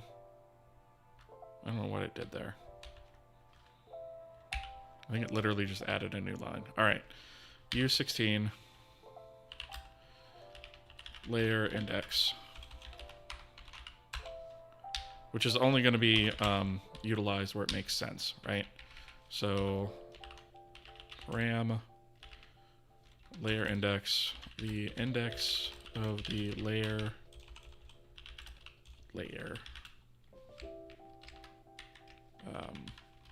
to use for the attachment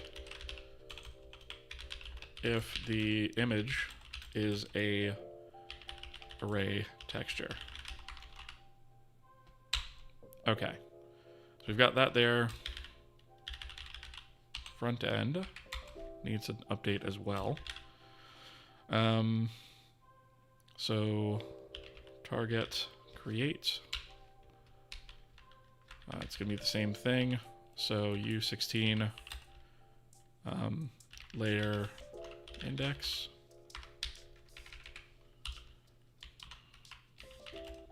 Layer index, the index of the layer to use if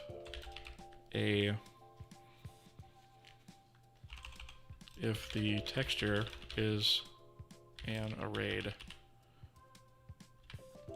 texture, otherwise ignored. All right, and then front end C, we just need to adjust the pass through for that, which is here. All right, so U16 layer index and layer index, right? So what that means for us over here is we need to take for the layer index, we're going to use this I, which is the cascade count, and that'll go right here. And then I know in our render graph,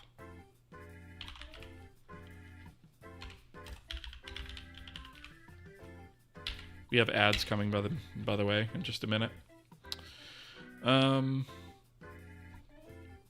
So when we create our render target here, this is just with normal images, so I'm just going to pass 0 there.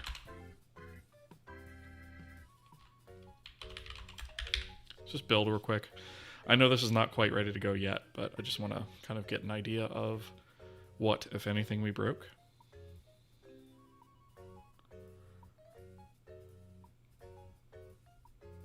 Okay. So the next thing we'll need to do is actually hook up these render targets and use them when we start the render pass.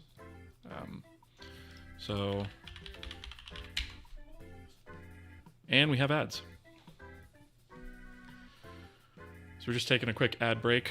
For those of you who are new to the stream, we break for ads on Twitch. We serve them every 30 minutes for 90 seconds.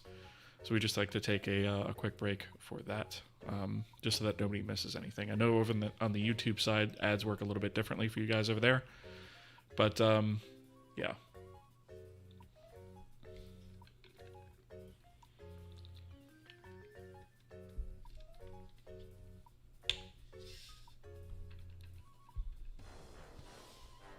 So we've got about 50 seconds of ads left, and then we'll be able to continue. And I'll catch up on chat, actually, when we come back.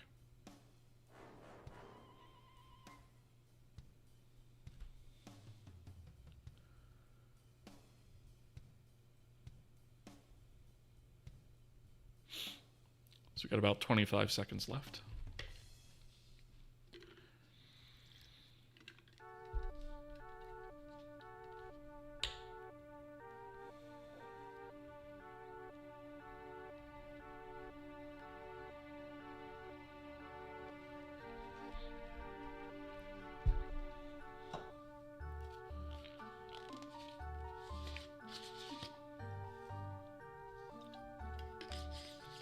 Okay, ads are done. So, does Kohi currently build on Linux? I had to remove the Xlinker incremental option from the makefile. It should. Was that from the...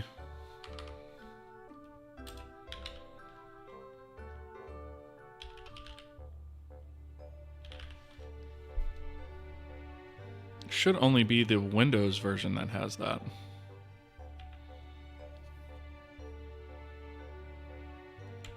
Oh, what the heck? Yeah, you're right. It's... When did I put that in there?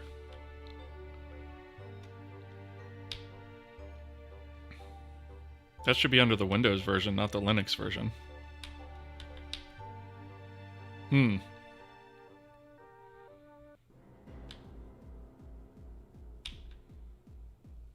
Okay. Yeah, I mean, it should be building, but yeah, I might not have tested it since I added that. So, yeah, I would say just remove it for sure. No, I don't think it's anything specific. That should be... That's an MS build option.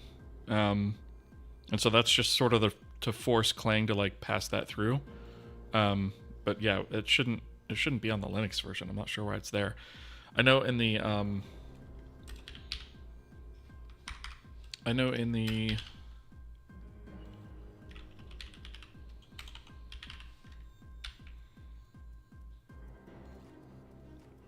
library makefile, it's correct.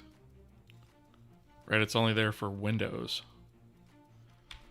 But for some reason for the executable, it's not. And it looks like it's only there for Linux, which is strange. So I'm going to look into that. I'm not just going to remove it here on stream. I'm going to look into that before I actually commit that. But yeah, I'll look into it. Yeah, the library makefile is fine. Yeah, that's very strange. I wonder if that was like a copy pasta or something. I'll have to like look and see exactly where I put that in there and why. Something tells me I just did it in the wrong spot. Good call though. I need to actually flip back over to Linux at some point and make sure that all these updates I've done work over there. They should, but we're on a feature branch right now, so I haven't really worried about it too much. Okay.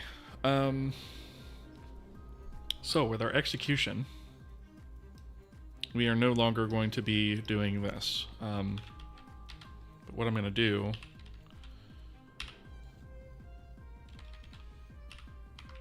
is I'm just going to leave the old version here for reference until we actually verify that this is working, and then go from there. So render pass begin, we just need to pass it a render target. So this is going to be it's going to be internal data cascades, and that's going to be sub p. And then targets, I think, is what we still called it, I believe. Yep, targets, and then for the frame index. That should be what we need. So let's build this.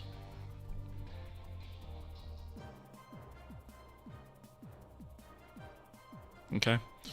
And we're going to run it and see how horribly it blows up. And I say horribly because we've changed a whole bunch of stuff that we haven't been able to actually test yet. Because we basically exploded all this stuff out. I don't know why Windows does this every once in a while. Just like completely balloons the size of Windows to some huge size. All right.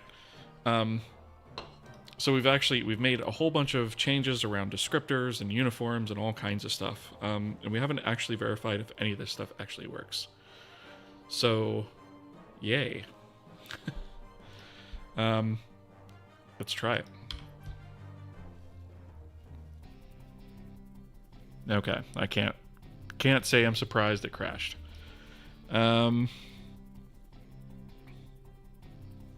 Let's scroll up through here, make sure we didn't get anything before this. Okay, it doesn't look like we did.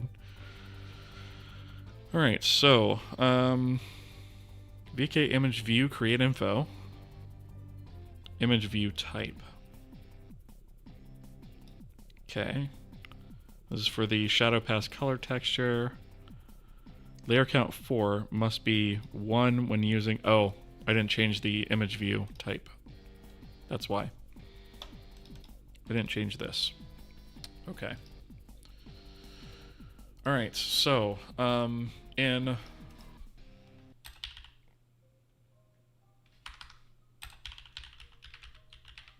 Vulkan image,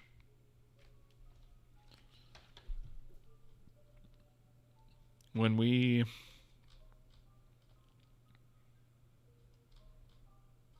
I think it's only going to be relevant to this block of code, I think. Vulkan image creates.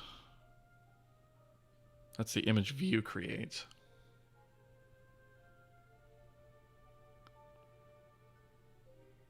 Right. Yeah. Okay. So these are the. So this is one area that it's an issue. So we need to add a case, texture type, 2D array. This is going to be view create info, view type equals vk image view type 2D array. Break. Okay, so that's one place. Do I need to do that up here? Yes, I do.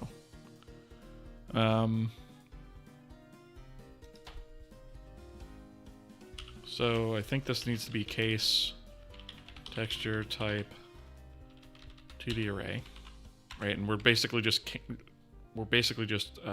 translating from Kohi's texture type to Vulkan's texture type is what we're doing here. So image create info, image type equals vk image type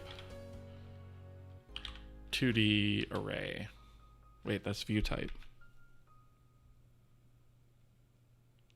Maybe that's also, maybe it's just the view type that has to change because we don't actually have a separate image type for that. Okay, so maybe it's like cubes, because there's no cube image type, and I don't think there's a texture or a 2D array image type either.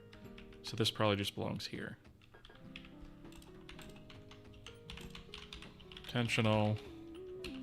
There is no 2D array image type.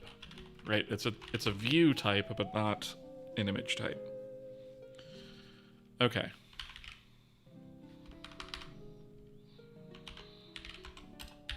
So build again.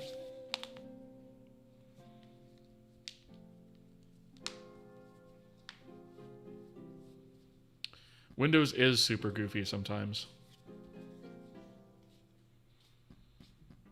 This stream is lit. I appreciate that. Not even close to drawing a triangle. Yeah, it takes a while to get to that point. Oh, I'm still running the file. I keep forgetting that on Windows, if the executable is still running, you can't rebuild it. It's not an issue on Mac OS or Linux, but Windows has to do Windows things. So, all right. So now we have some other stuff, which looks like we might have not have actually got it still. VK image view type 2D. So why are we getting that validation error? Because I'm pretty sure I got...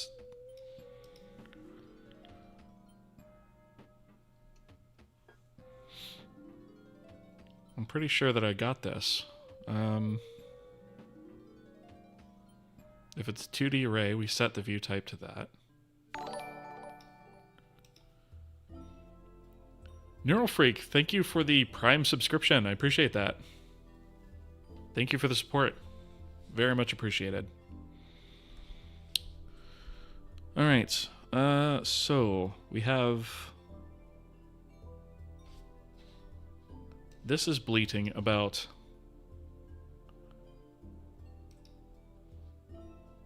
Layer count 4, which is 4, must be 1 when using type image view type 2D. But we're not using that. We are using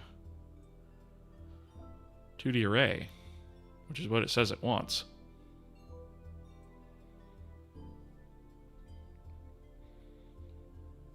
Unless maybe I'm not passing that in somewhere.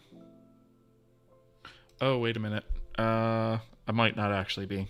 That might actually be... That might actually be me.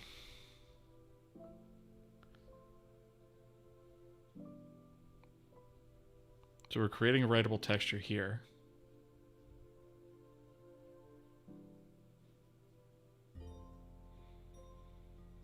But what is the...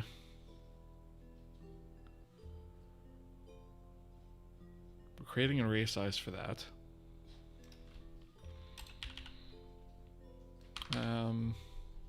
Image view creates...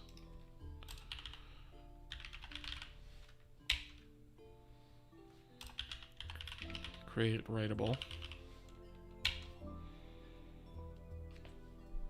What are we using as the type for that? Are we even using a type for that? I don't believe we are.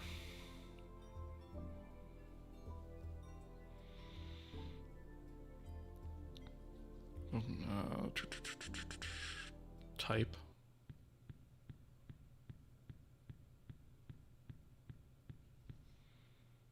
Okay. So where is this actually getting set then?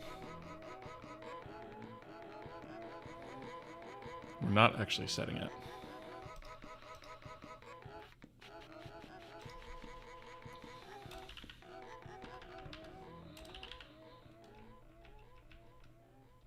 Oh, it's defaulting to 0, which is type 2D. That's why. Because we're not setting it. What a dingus. Okay, so let's do type equals texture type 2D array. Need that there and here. Might help to actually set the correct texture type. Perhaps. Perhaps. Alright, let's try this again. Run. Okay, fix that error.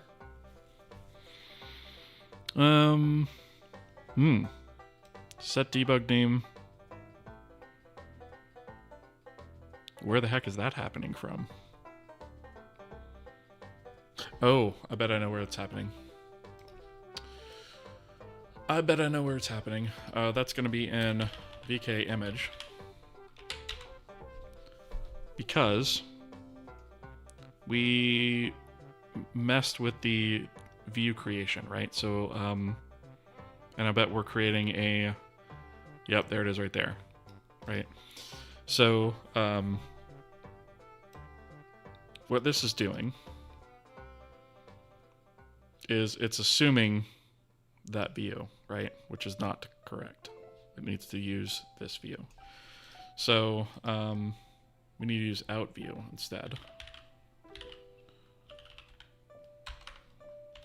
The view that's actually created, not the view that's in the image, because that could be wrong. So image name, and then we should probably do we have an index? I'll do a layer index after that, right? So we'll say IDX and then U, just to make it unique. So we'll use the image name, and then we'll use the layer index for that name.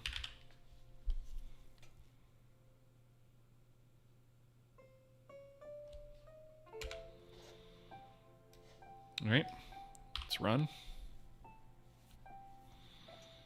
Okay, it looks like we solved one of them anyway.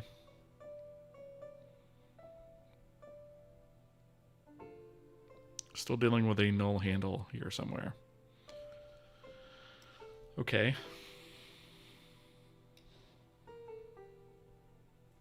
So we create the view here.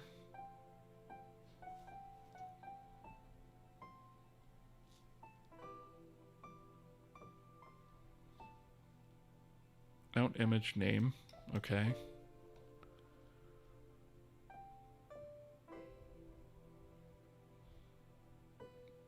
Okay, so here's for the image. And this is for the memory. vk set debug object name. Where else are we doing this? So this is just for out view. There's only 3 of these. So maybe it's messing up somewhere else. Okay. So let's do this. Let's go to our Vulkan backend. And we'll go down to our callback. And anytime we get an error, we'll just break and we'll see what the call stack is. So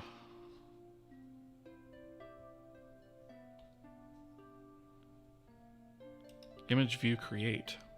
What is this then?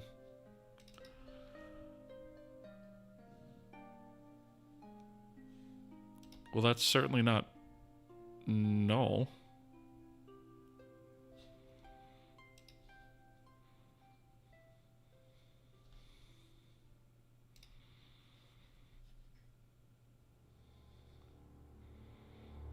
Invalid VK image view.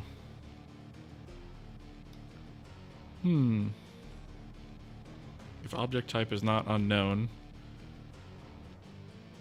object handle must be null handle or a valid Vulkan handle. So it's saying the image view is invalid.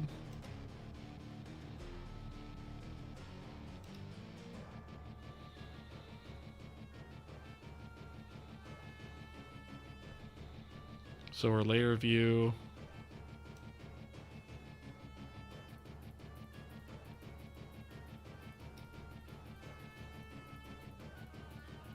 that takes a pointer to a view. Oh, I think I see what the problem is.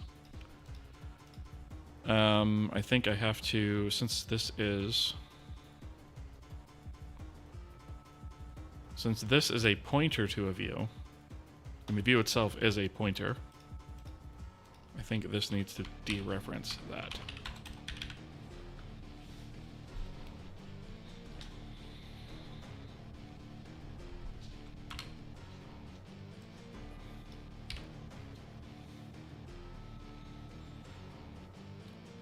Same message, question mark.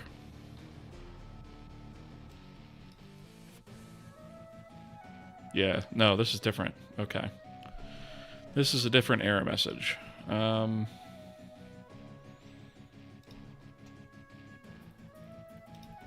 going to try and read this one in the log file, actually.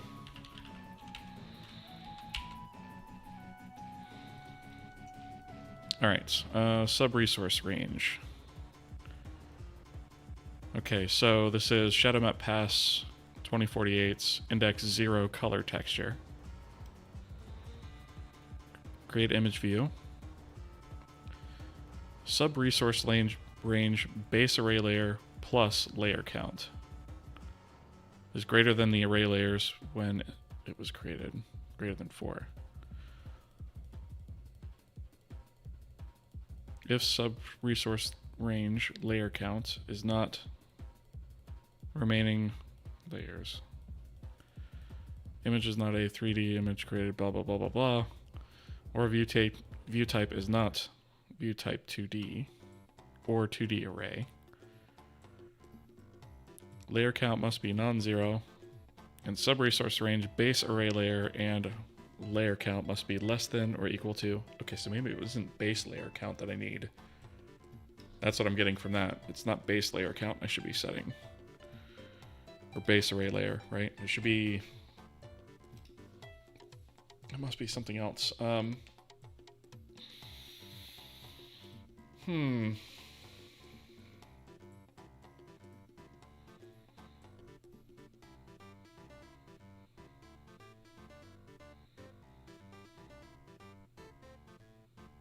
me think about this for a second. So our views per layer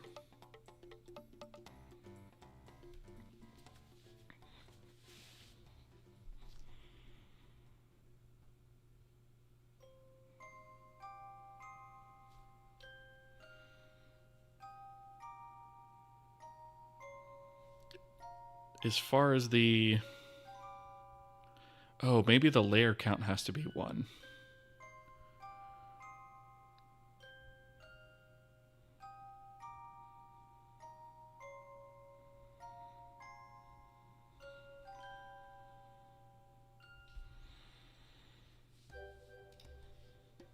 Let me try.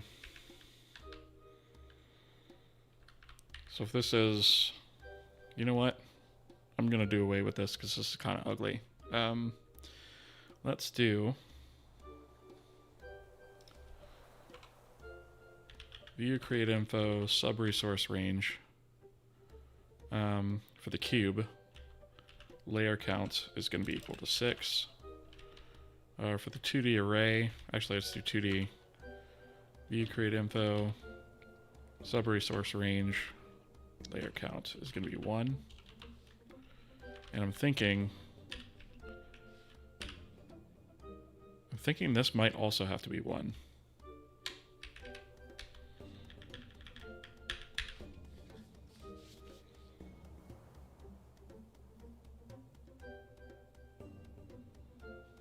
Let me think about this for a second. So we actually, oh, you know what? There's actually 2 different types of views we're going to need for this now that I'm thinking about it.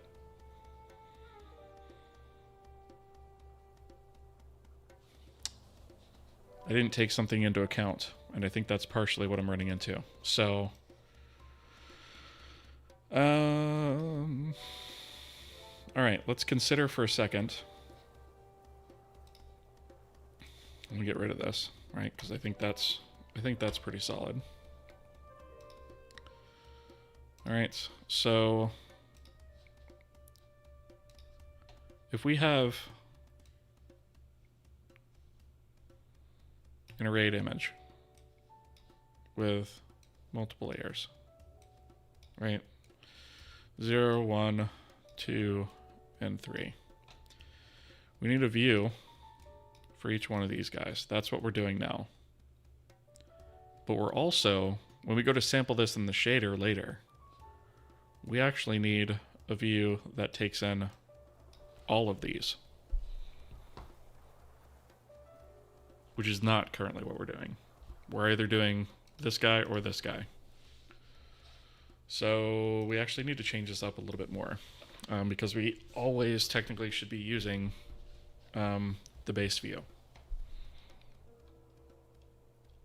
And I didn't take that into account, but now that I think about it, we are actually going to need that as well.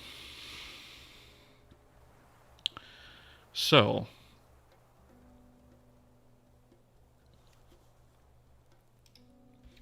we're always going to do this. Encapsulating all layers. And then we also need multiple views. So we need both. So this is going to be layer count and layer index. So layer count is going to be layer counts. And layer index, I'm going to be a little clever with this and say -1. Right? Which I know that this is a U16. I'm going to convert this to an I16.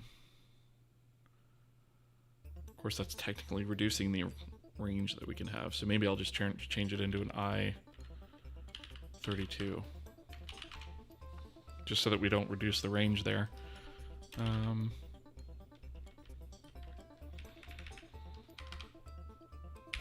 So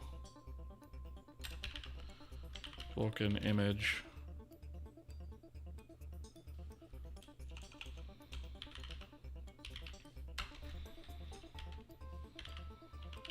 Change that to a I32 rather.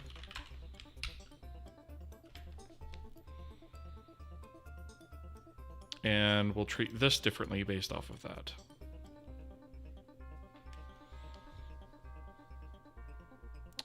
Ivica, hello. How's it going?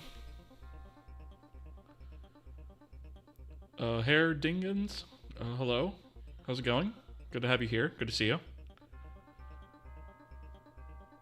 Good old YouTube thinking you want to watch a coding stream at 144p. Ouch. Gross. That's definitely not what you want. Alright, so what I'm thinking is if we pass -1 as the layer index, we're going to interpret that to say all layers. So let's say layer count here. We don't need this line anymore. Base array layer is going to be if layer index is less than 0, then we're going to say 0. Otherwise, we're going to say layer index.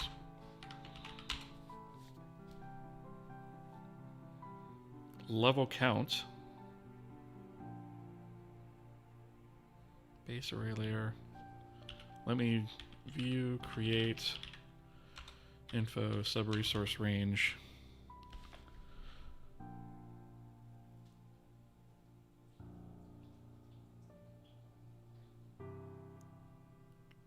Layer count and base array layer. Yeah, that should be all we need to do, I think.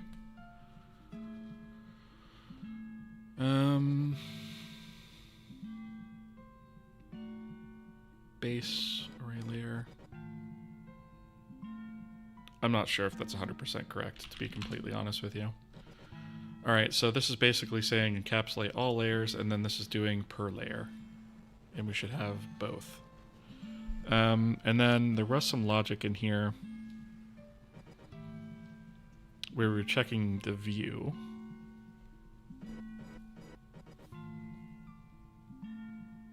I don't think it was any of this.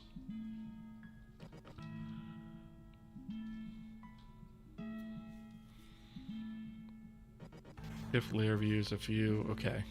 I think, okay, so that is taken care of still.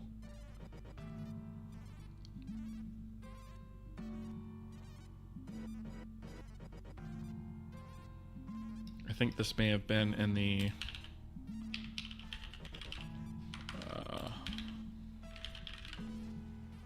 No, looks like we have ads.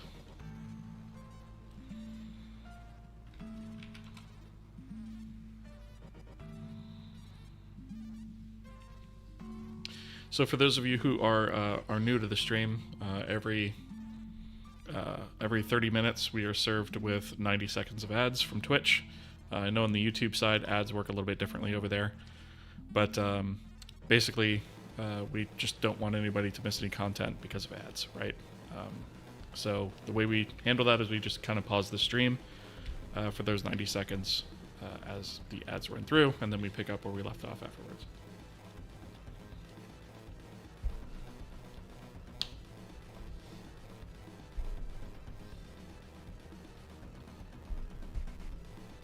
Ivocal, you just woke up. It's 4:42 a.m. Jeez.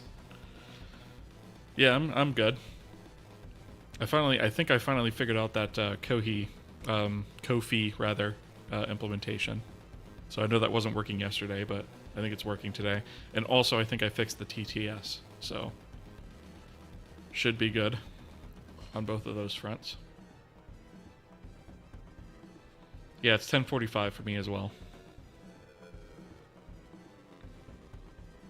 PM, yep. Yeah, Eastern Standard Time. Alright, cool. So, it was working yesterday, you were able to buy me one. I did see that, so I appreciate that. But, yeah, the integration, so it should pop up actually on the stream now when you do that. So that way, I see it right away. But I did see that, so I appreciate that. Thank you. Okay. So we create the image.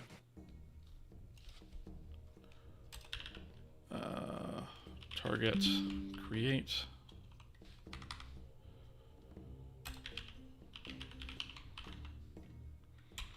So I think in here we were doing something, yeah.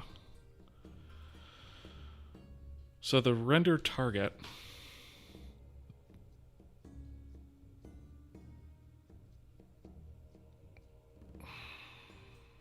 How do we want to handle this? Because before we were using one or the other, and now that's not necessarily the case, right? So do I want it to default? I think I'm just going to switch these two, honestly. So if we have layer views,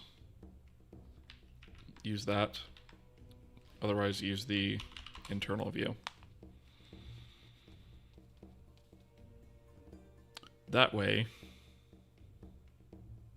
because for attachments, we should always be using layer index if it's used as an attachment. If it's used in a sampling context,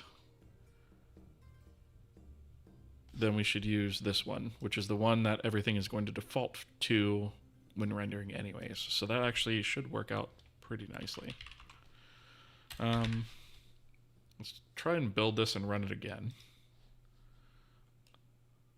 I kind of suspect that it's not going to fix this issue, so I may have to actually debug my way through this one, but let's see. Okay, so yeah, we still have a we still had a breakpoint there. I'm just going to let it continue.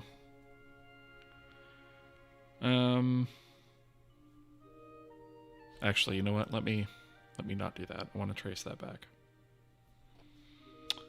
Okay, so back through the validation layers. Image create, image view create. This is what it's really bleating about. So the base array layer in this case is 1. And then the layer count is 4.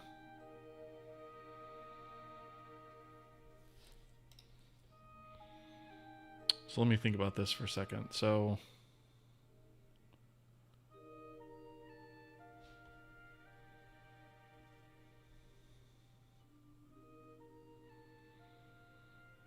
if the layer index.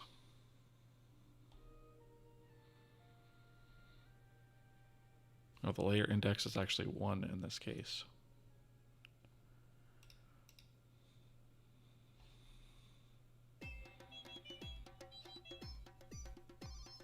So this is depth textures. So it's doing the first one. Oh wait, no, we're still on color actually. Array size is 4. Type is 2D array. So we create the writable texture. We create the image, and then we go through and create the view. So this should have already been created. Yep, that's fine.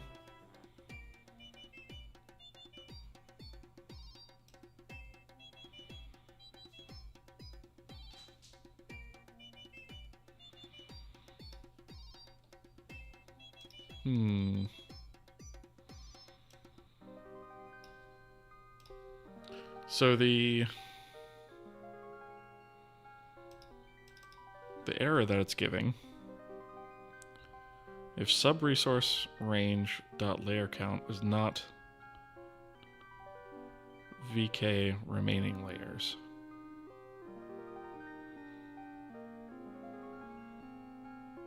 vk remaining layers.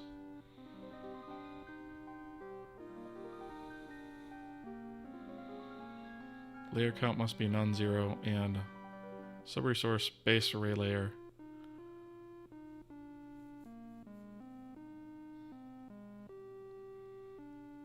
so it is still bleating about that same thing. Wish I could get this to scroll a little bit more smoothly. There we go. So the base array layer in this case is 1. The layer count is 4, which means so does this mean I need to just set subresource range layer count vk remaining array layers? Doesn't seem 100% correct to me, to be completely honest.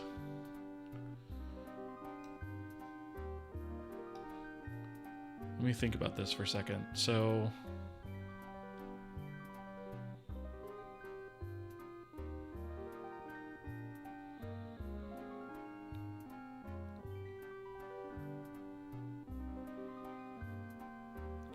layer count.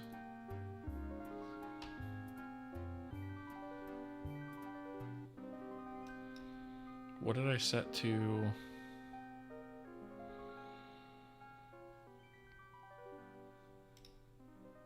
Oh, I don't have the, I'm not in scope anymore.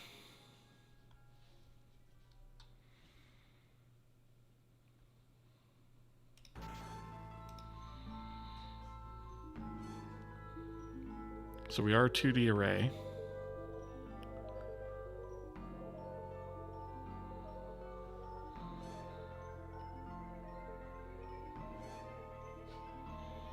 So layer count.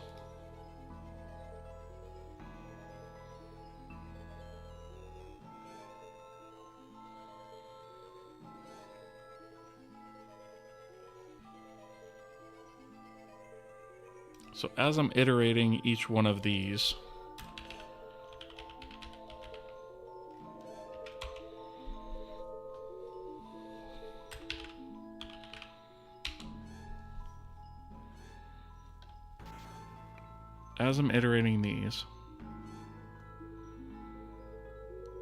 the layer count, I guess, should be, from what I'm reading, that. All right, let me kill the app and build.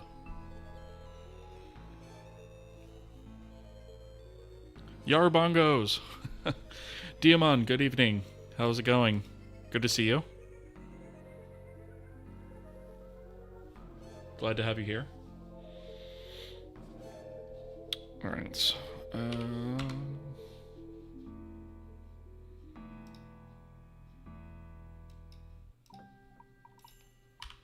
Let's try this again.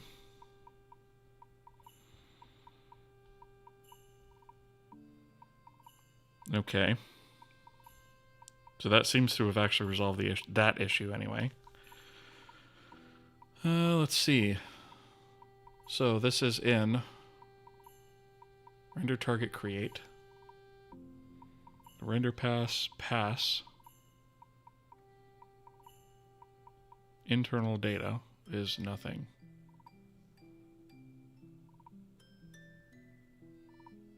Oh, okay. I might actually know where that is too. All right, so if we go back to our shadow pass, we're doing all this stuff up here in initialize, but I think we haven't created our actual render pass yet, I don't think. Load resources.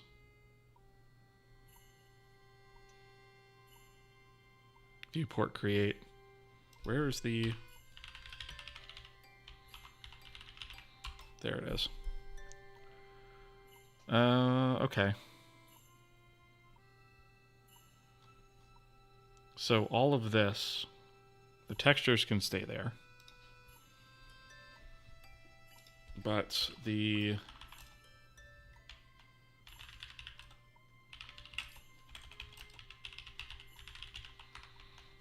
all of this, the render pass attachments, have to be created at a minimum after the render pass. But I'm thinking could probably just do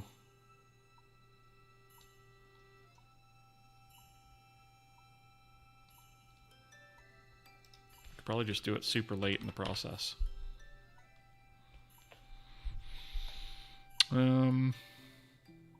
Okay, so we don't have the frame count. I gotta go back and get that.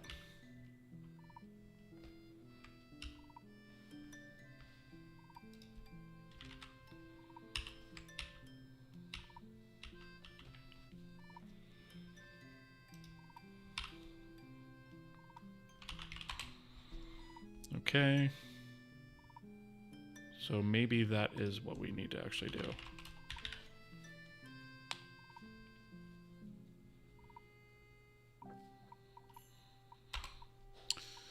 All right, let's run this. Okay. Attempted to get a self-owned attachment texture for a pass that does not... Okay, so the regeneration failed.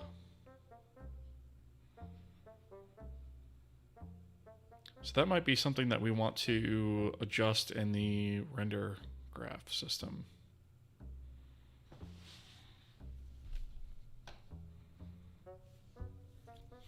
Because the render graph doesn't really have to have...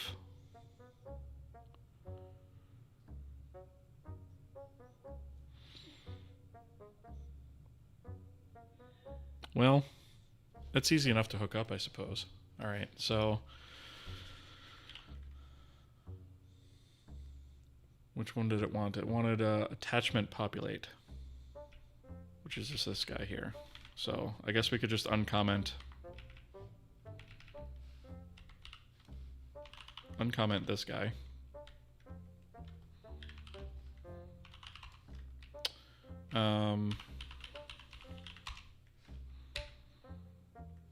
We can uncomment that line, and then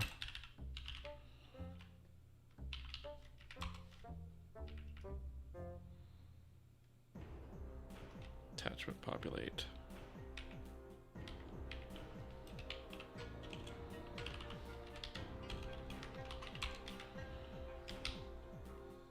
Shadow map pass source populate. Oh, that's source populate's not the one I want. Attachment populate's the one I want.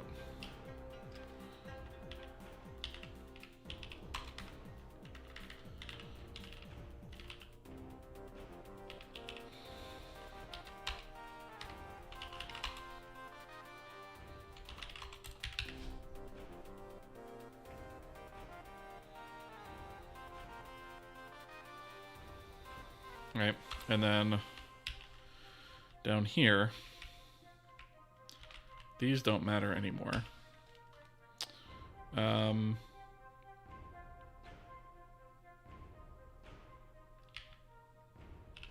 Attachment texture equals, I need the internal.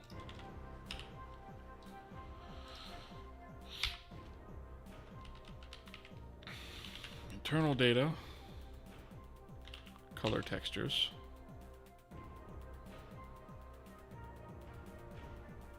Which one, I wonder?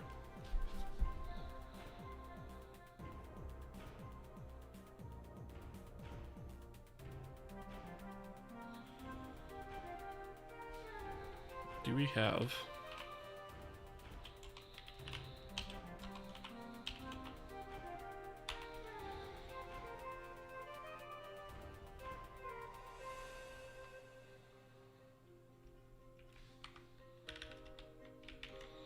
I guess we could just set it to take the first one. That doesn't seem right, but...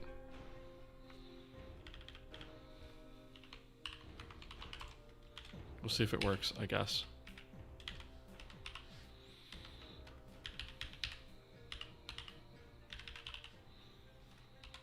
I don't think we're going to use this anyways. I think it's just the render graph wants it. And if that's the case, I'll probably just eventually disable that code, but for now...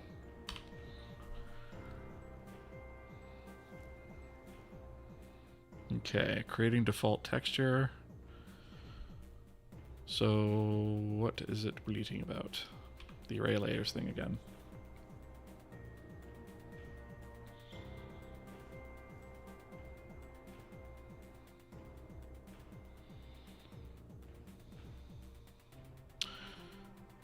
P create info array layers equals 0 is not greater than 0.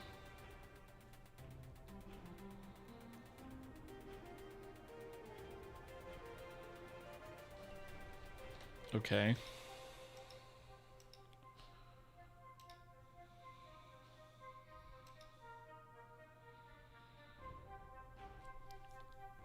Spec states the array must be okay. So that was for default image though.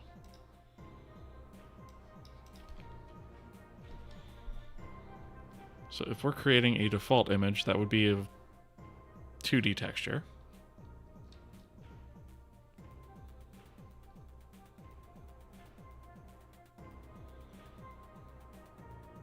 Oh, because of this layer count business here.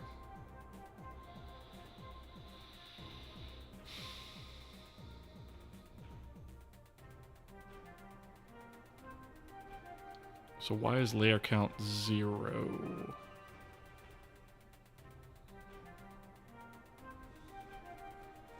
Oh, because we're creating all those default textures and stuff and we never specified it.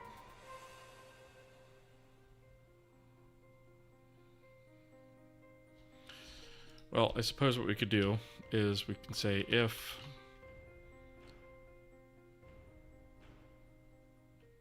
let me think, how do I want to do this? If layer count is less than 1, layer count equals 1.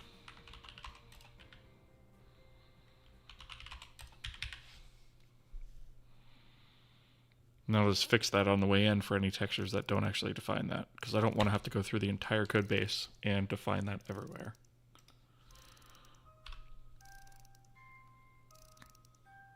Okay. Rendergraph pass. Source null is set to origin self but does not have source populate defined.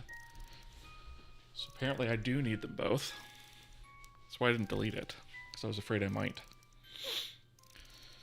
Alright, so I guess we have to enable that one too, which kind of sucks.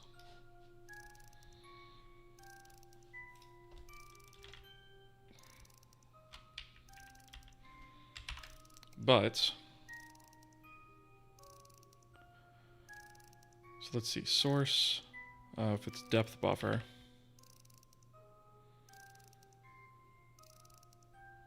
I think we can just do that and then do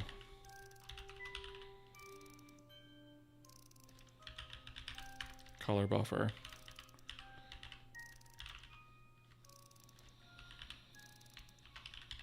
Color textures, this is no longer Cascade specific.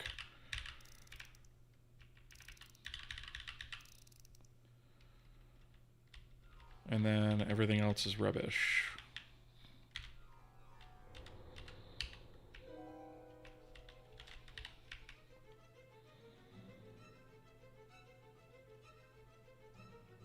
Okay, yeah, that makes sense to me. Alright, so that means I need the H file, and I need to re-enable this one.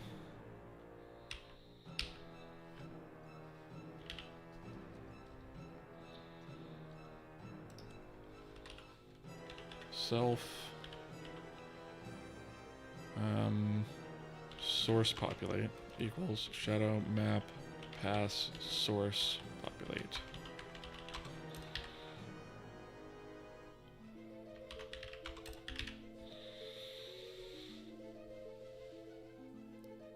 I think we're getting pretty close. It's really just a matter of stepping through all of the various gotchas and bugs along the way, right? Okay, so let's see what this is all about. VK frame buffer create info attachment count of 0 does not match attachment count of 2. Okay, I'm interested to see what render pass is trying to create that.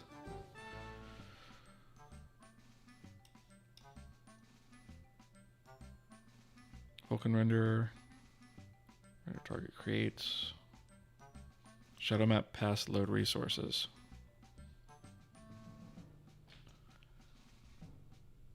Let me just step over this real quick so I can see the error message.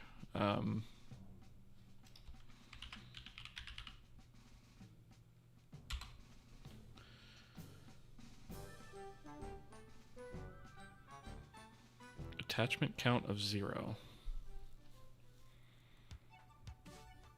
Where did it get? Oh, I literally didn't set the attachment count. Oh, what a dingus.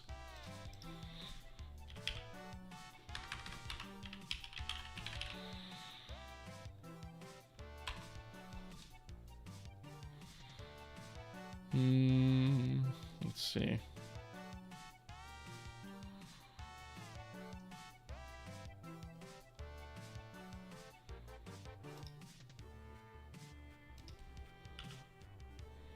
Targets dot attachment count equals 2.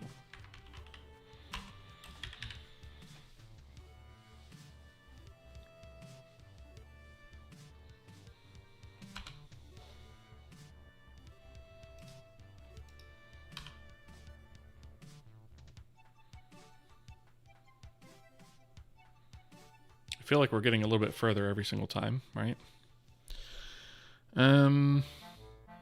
Okay, well this is trying to copy memory from somewhere that doesn't make any sense.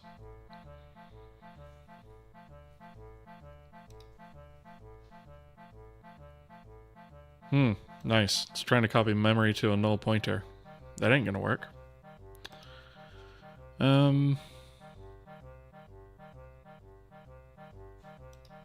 Uniform set. Oh, I'll bet push constant block is null, because I bet we never actually allocated it, did we? Derp derp. Okay, Vulkan backend.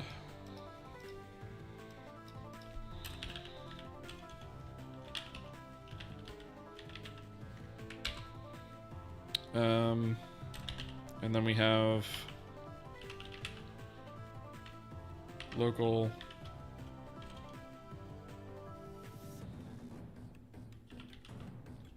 UBO block? What was that?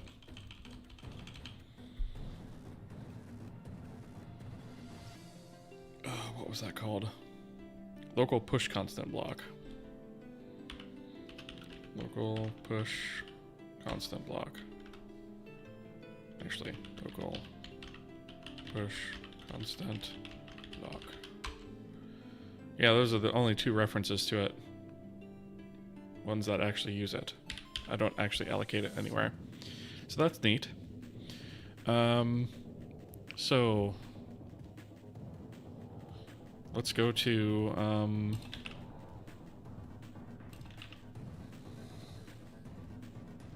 shader create. All right, so internal shader.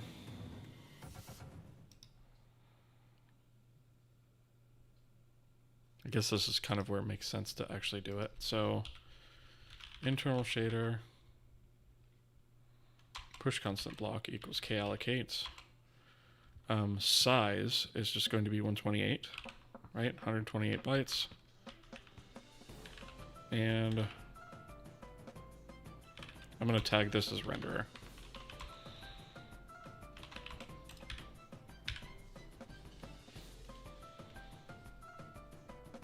It's 11:10, you have no triangle. Yeah, that doesn't surprise me. There's a lot to get through before you get a triangle. Totally does not surprise me.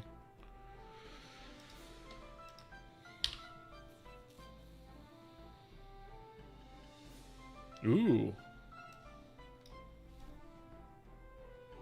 Okay, so all the changes that we've done thus far work up to here, which is awesome.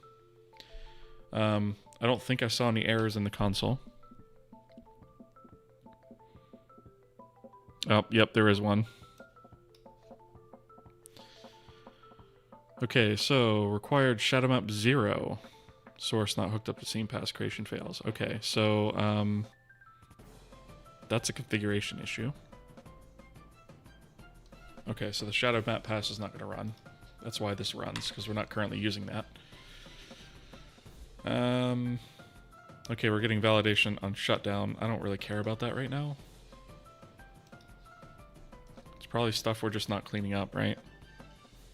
Yeah, stuff we're not destroying. That's fine. I don't care. Alright, I'm going to kill that breakpoint.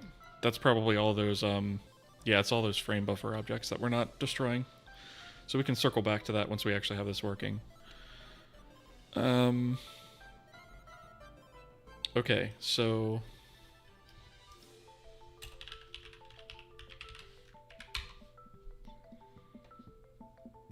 let's see. This is just us not hooking something up correct here.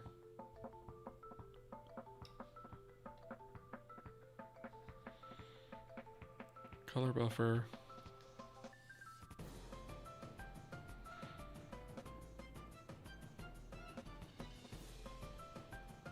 Shadow map pass. Depth buffer. I don't see shadow map 0 anywhere. What was that?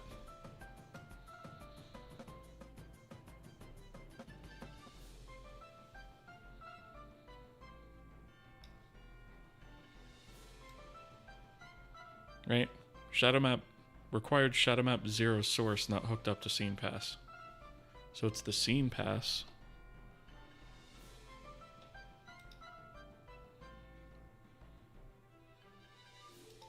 But I'm not seeing that here. Did we really just not save it? Is that the issue? That might have been the issue.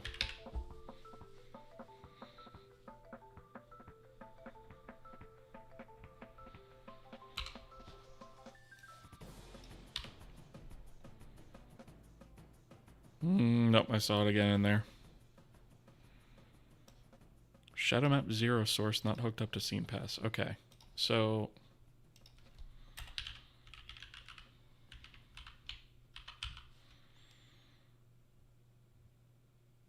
that's fascinating because I don't have that anywhere in code.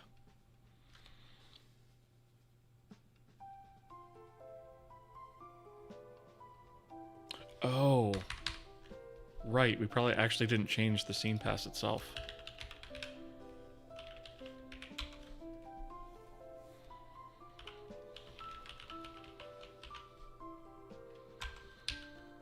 There it is.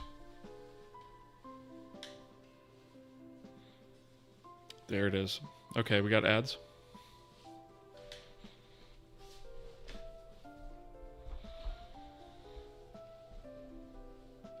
You're going to have to read for about 3 more days probably. Yeah, at least. For sure. You already got to use vectors. Time to make your own, I guess. Yep. Feel free to steal Kohi's library if you want. Or you could use GLM if you're talking about math vectors.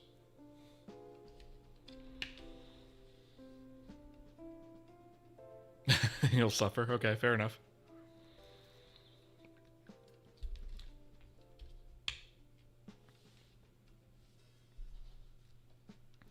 So we got about 30 more seconds on ads, and then we can continue.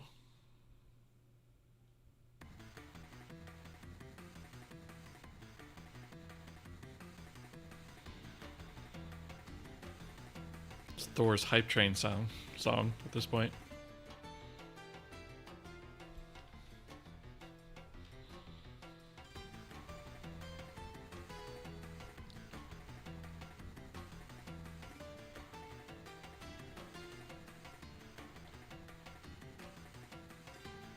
All right, and we are tying up with the ad break now. So ads are dead. Twisted Family, first time chat. Welcome to the stream. Glad to have you here.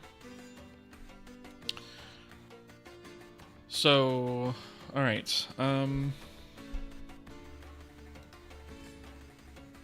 we had all these sinks hooked up. And now we don't actually need all of them. We only need one. So we're doing this once per cascade. Internal cascades. So we're going to have to actually revisit this. I forgot we're going to have to refactor this particular pass as well.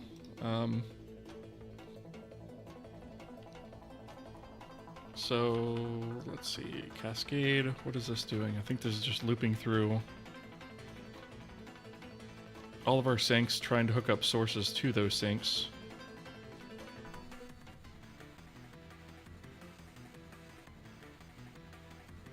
And then here is where we're hooking up the shadow map textures, which is all going to be one texture now. Okay, so let's go here. Cascade resources. So we have one of these per cascade. Okay, so actually, this is just going to become texture map, shadow map. Wait, render graph.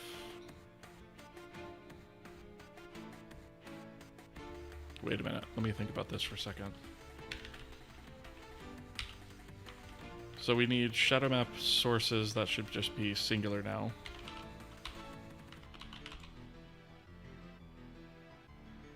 Okay, and then cascade resources. This is just going to be, oops, texture map, shadow map. We don't need this stuff anymore. Okay. So we don't need this.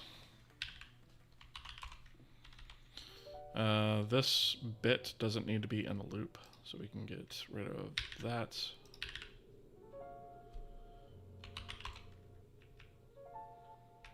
So sync counts. We don't need this.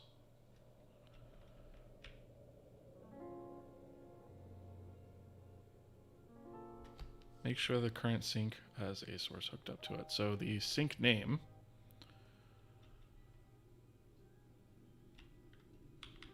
can just be replaced with shadow map. Okay, so we don't need that. And then this can be shadow map source equals sync, bound sync source. Okay. And then this is going to be the same thing, singular again.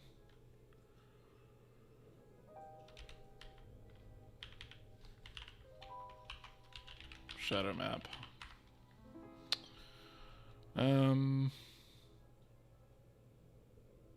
So we need a texture map. So we don't have to allocate this anymore. Internal frame count.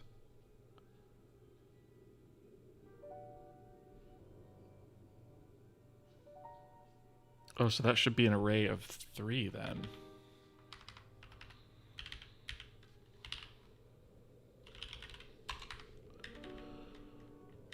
So this should be shadow map, peak definition. That should be an array. 1 per frame.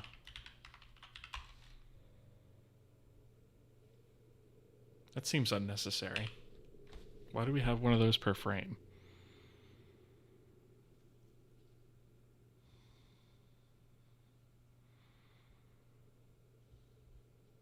We don't need to... No, why do we need one of those per frame? That seems very unnecessary.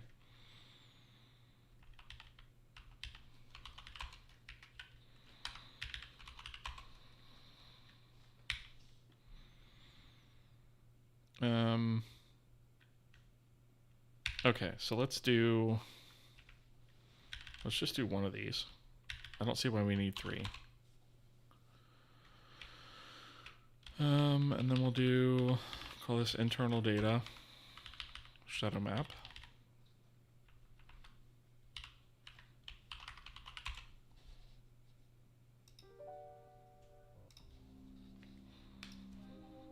And then this is going to be shadow map source.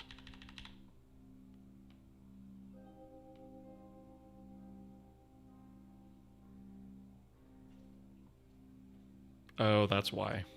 Because there's more than one of these textures. Right. It's not unnecessary.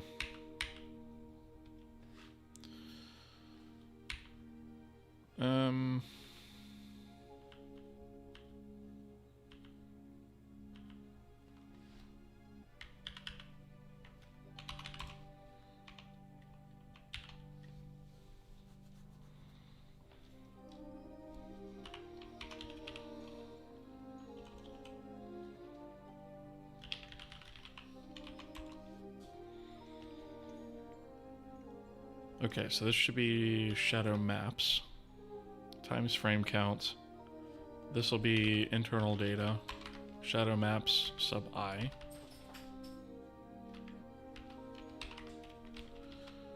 Shadow map sources. That's no longer per cascade.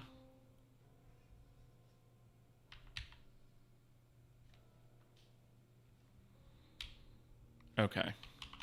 So we only have one source now. That does make sense to condense into one. Okay. I think that's correct. I think. All right. I seriously wonder what Thor's Twitch payout is going to look like. Yeah, I wonder that too, for sure. The first time he broke the record, I think I saw it was estimated about 20K. I was thinking it was close to 30.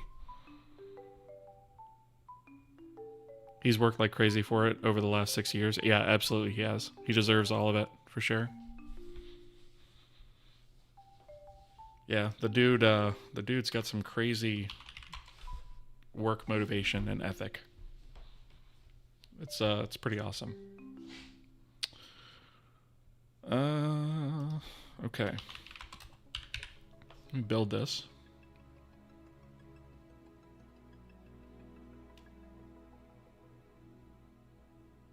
So there's still cascade references in here. Okay. Let's see. Material system shadow map set. So this is going to be shadow map source. Textures. Okay. And this is destroy, so we don't have cascade specific stuff anymore. It's just going to be Internal data shadow maps. Sub I.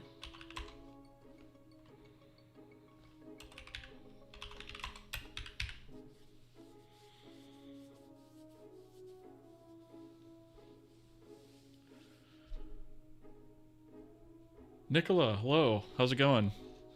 Good to have you here. I've been kind of in the zone coding for a couple minutes, so just catching up on chat now. Not me defining null pointer true and false on defines file because I use C++ too much. Yeah. I once was working on a code base where I literally saw this.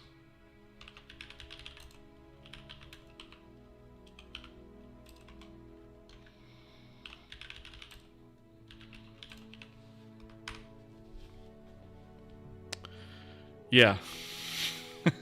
I literally saw that in a code base once. But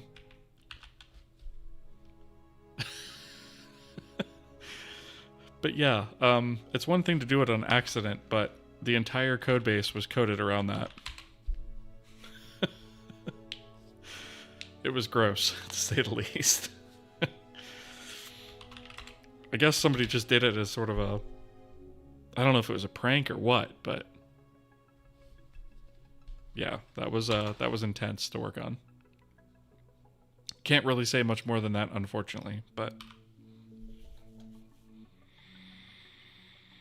okay, so that time I did not see any errors pop up.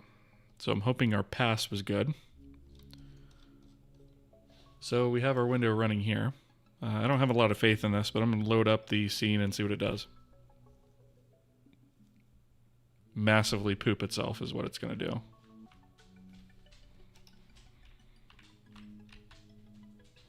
Okay, so it looks like we're drawing terrain, but we're not drawing meshes. So, to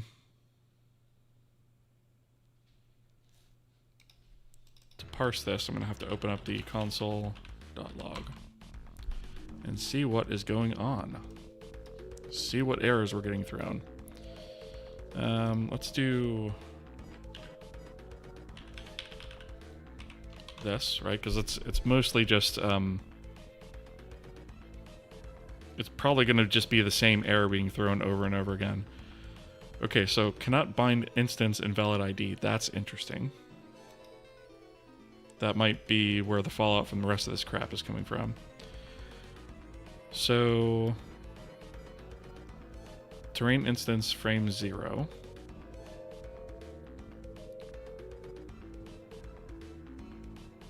Skybox view IDX invalid ID. That's interesting.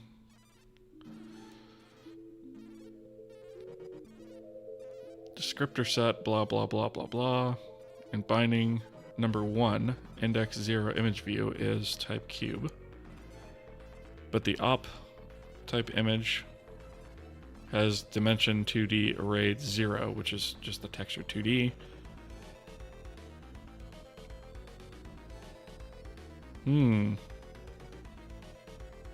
Okay. So basically we're back to the issue of having a mismatch between arrayed images and non-arrayed images, as far as the terrain instance is concerned. And that is from the...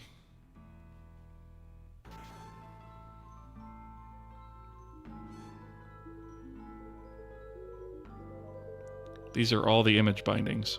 Yeah, look at this too.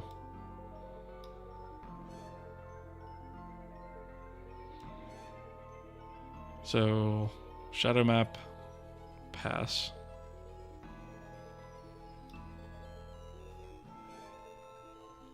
And I'll bet these are all like the same thing. If I scroll down here.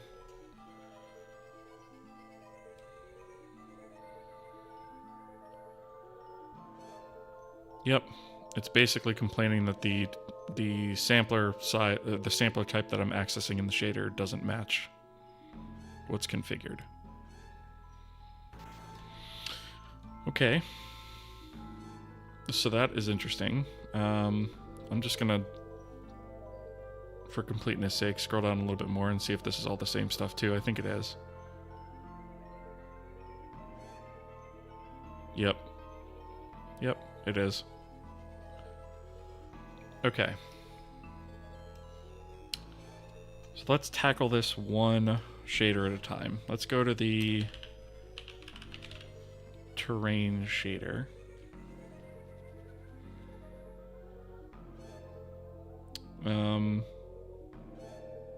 Oh, wait a minute. Is this... Yeah, the terrain shader I think is probably a good place to look. We'll look at the fragment shader first.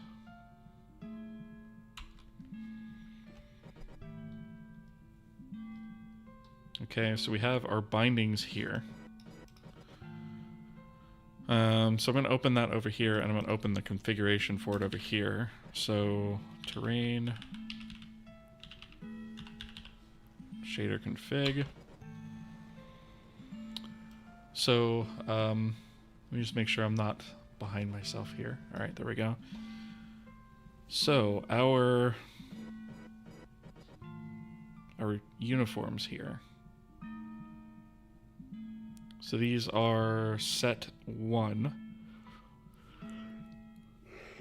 Excuse me. So that means that they are instance bound, which is what lines up with this. So binding 1 should be this one. Binding 2 is this one. Binding 3 is this one.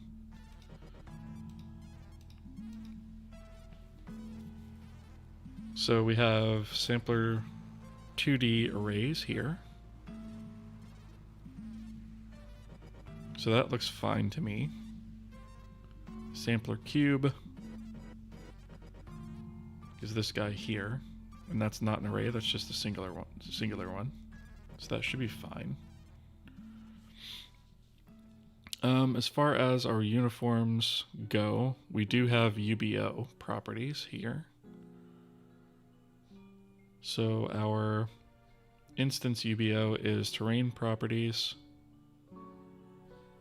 which is this guy. Our P lights, then some padding, and then a number of lights. And that matches up with this. So that's binding 0 on set 1. And then 1, 2, and 3. Okay. So I'm not quite understanding where that validation error is coming from.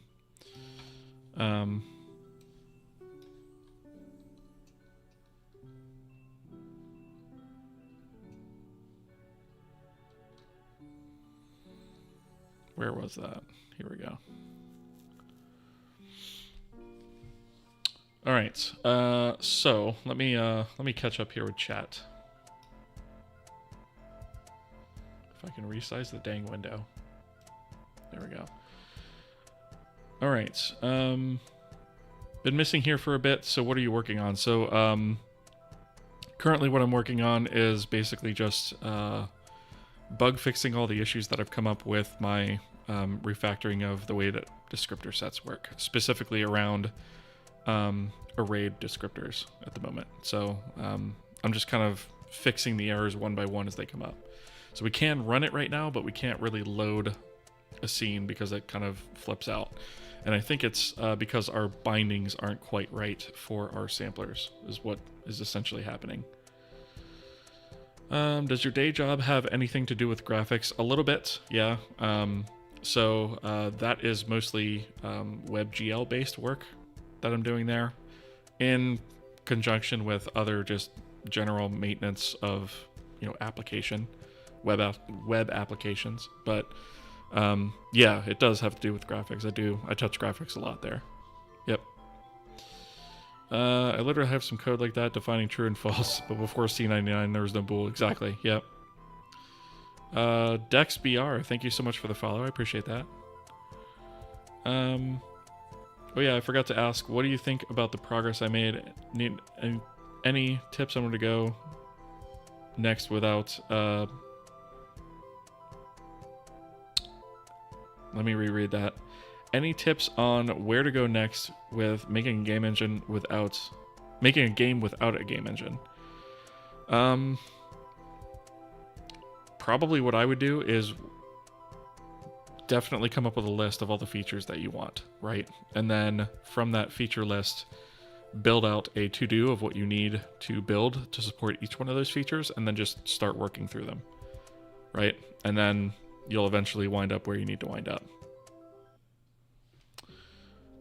Just got my copy of Real-Time Rendering. Can't wait to dive in. I need to reread that book. I have it sitting behind me. I need to actually reread it again. It's been a while since I've looked at it.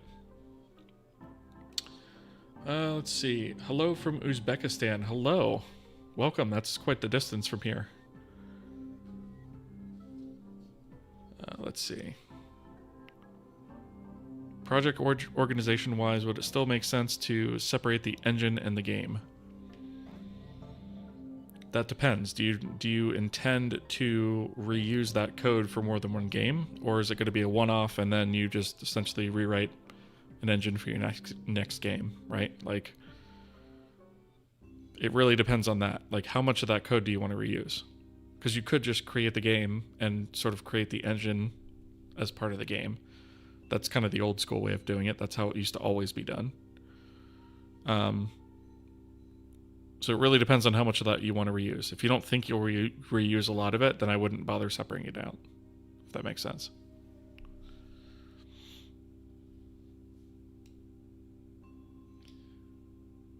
Did you find the way to get the monitor size correctly?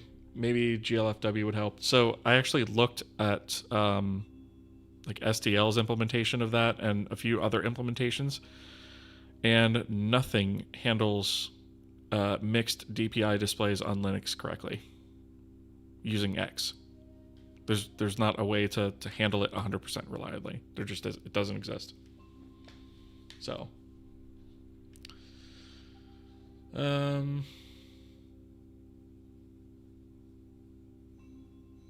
stream tomorrow? Probably not.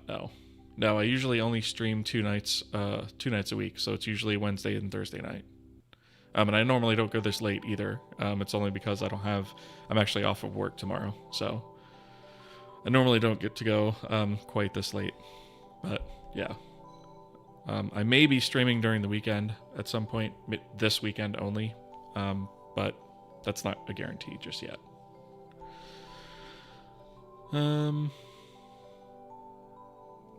Okay. But I do have like a lot of backlog material, right? Like every stream that we've done and all the tutorials and stuff that I've done before that are all on my YouTube channel. So if you have a look through that, you'll definitely find a lot of information in there for sure, including the very startup of this project from the very first line of code we write for it, right? Okay, so this is basically saying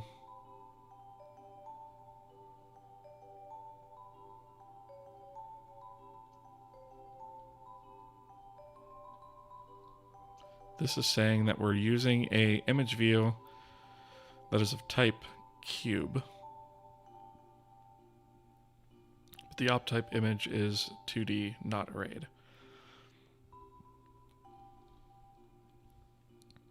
So this is true for binding 1, index 1, 2, and 3. Binding 1. Okay, so what is binding 1? So for that one, it's the material textures. But it's interesting that it's only talking about the first 3 indexes. Let me scroll down a little bit further.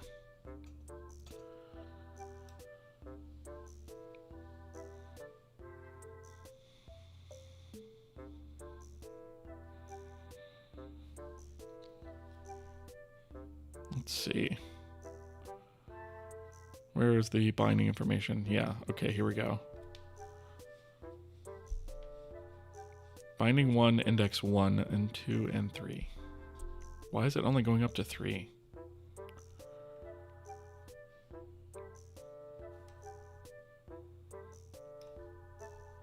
Same for binding 2. I don't see binding 3 listed here anywhere.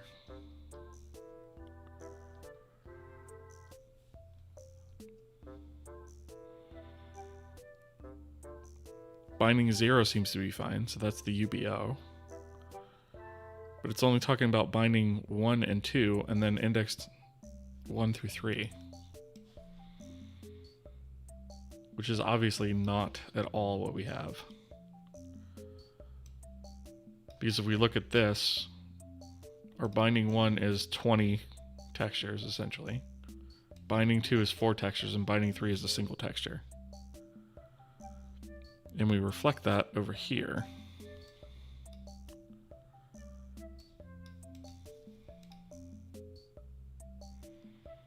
So it's like not even the aliasing stuff that we were doing should be even applying anymore.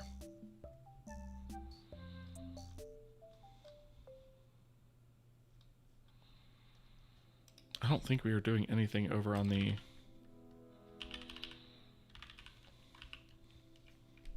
vertex shader side. Nope.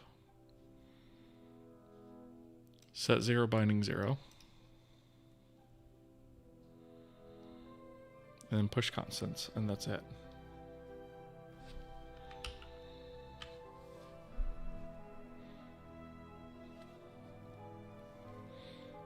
Very, very strange.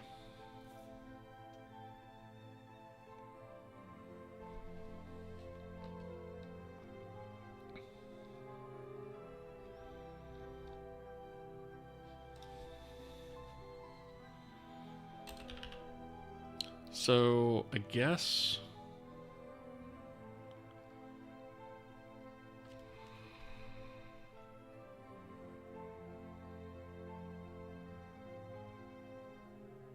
trying to even think of where to look for this. So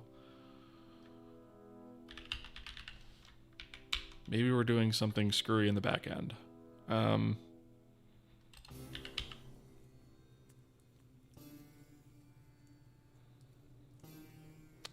When we do create sampler,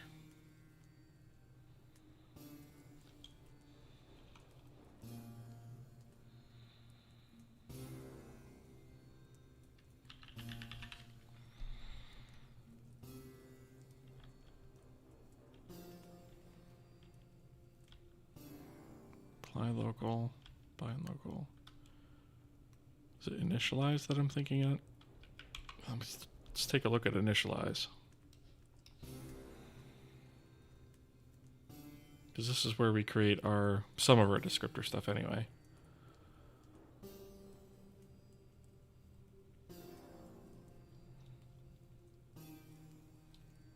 Oh, you know what? It's going to be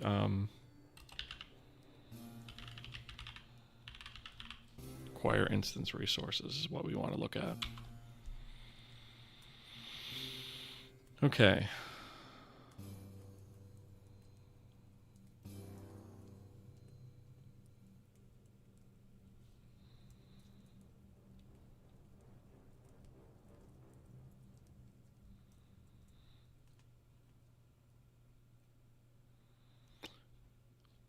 So we take a look at the array length, uniform texture maps, descriptor states. The answer is probably going to be in here.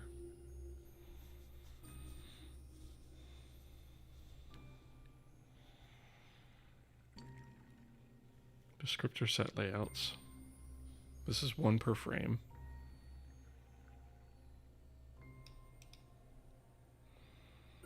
Allocate descriptor sets. 1 per frame. Yeah, that should be fine.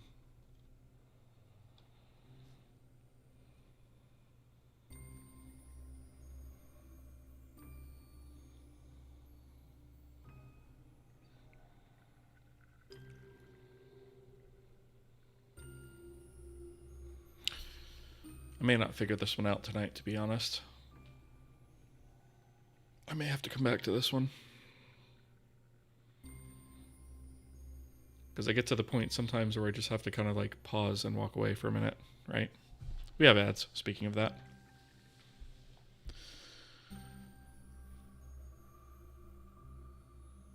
So let me think.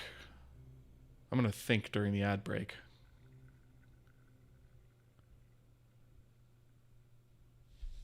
and see if I can't figure out what this problem is. Because I think if we solve that, we'll probably solve most of the rest of the stuff that's outstanding.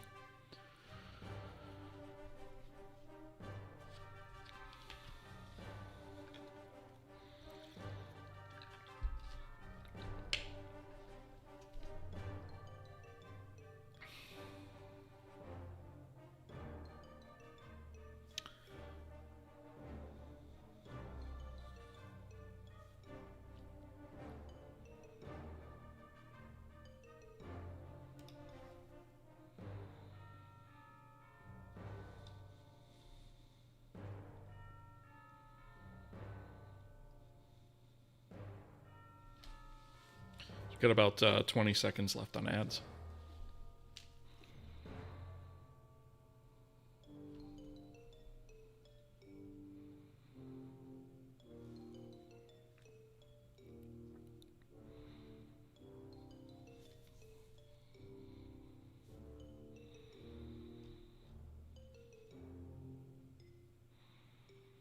All right. So ads are dead.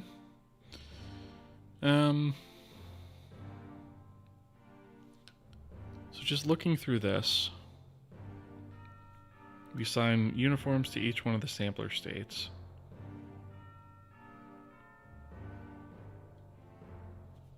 So where we translate that into descriptors,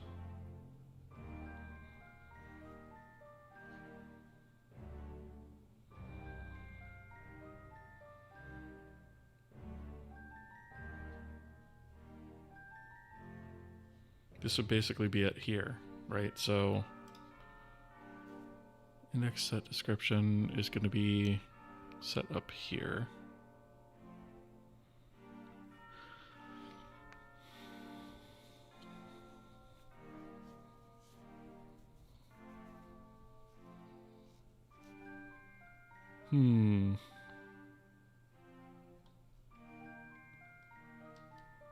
Yeah, I think this is a one of those situations I probably should walk away from this, right? So let's take a look real quick at what we've done tonight.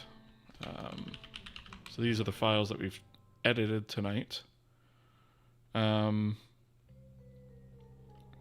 So we should probably actually update the changelog too.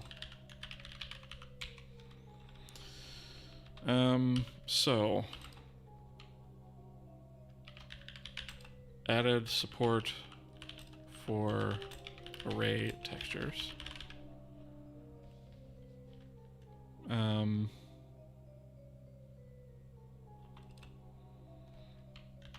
Converted shadow map pass to use them.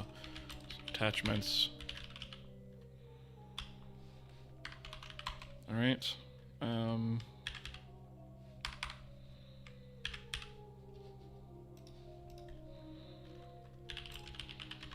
Right. Commits. Added array texture support shadow map pass to use them. Fixed various uniform bugs. Still sampler type mismatch issues to resolve. All right, and I'm also going to push this up to the branch so that you guys, if you're interested, have access to the latest code. So that's available on the repo. All right, thanks for the ego boost and help. I appreciate it. Yeah, no problem. No worries. So game dev Jerry, basically what I'm trying to figure out is I'm getting a crap ton of validation errors, right?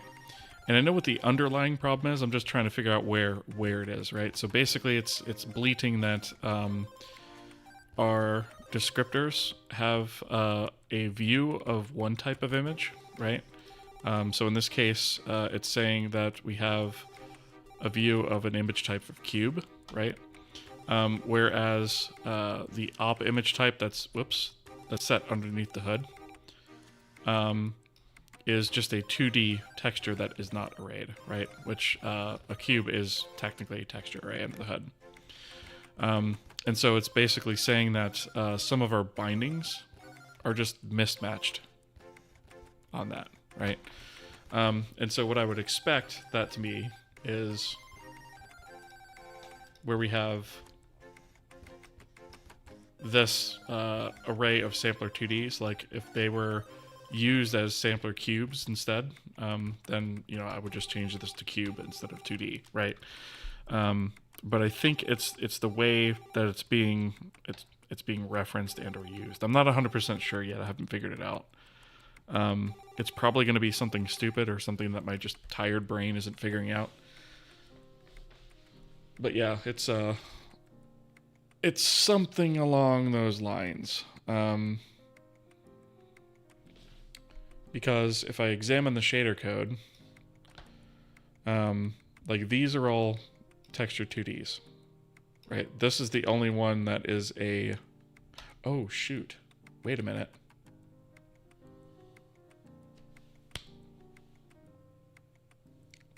I think I literally just figured it out. I just converted this to use arrays.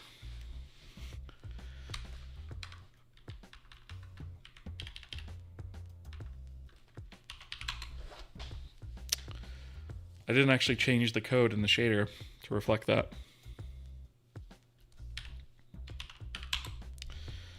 That might be it. Tired brain, like I said. So these are sampler 2Ds. This is a sampler 2D array now. Because this texture is actually just a singular texture, but it's an array texture. Which means that our shadow texture, when we sample from it, has to be sampled a little bit differently. So when we do this, it's going to be, oops. I guess I could just kill this. Cascade index, right? So it's going to be that. Then we need a vector 3 here. Which should be that. And then cascade index. And then this texture size should be, let me think about this for a second. Texture size.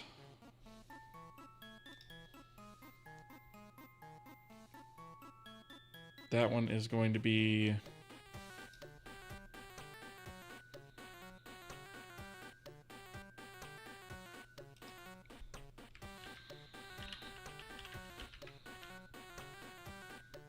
that should be the same thing.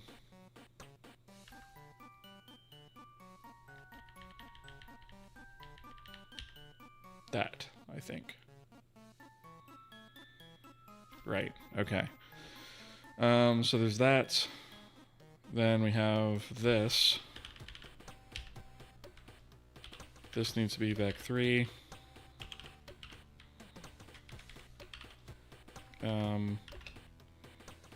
Cascade index. So basically what we're doing is we're saying use these texture coordinates and then sample from this layer. Let's see, did I actually, I think I might have bungled this one. Yeah, this should be that. Okay. That should also be shadow texture, not shadow textures. So it's literally just using the texture the wrong way in the shader. So it's going to be that way for that one, and then also, I'm just going to copy this over, the PBR shader. is also going to be wrong. I really need to get shader includes working for this too. Right. And in fact, let me just pull up the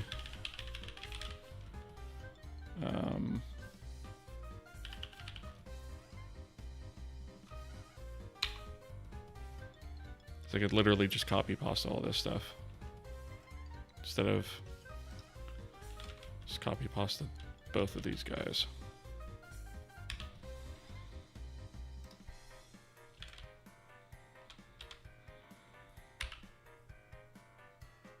Okay, and then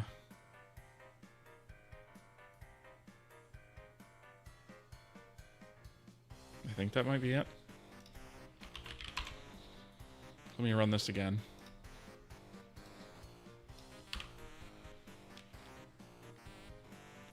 Oh, all right. Well, that didn't even run, so I probably bungled something in the shader code.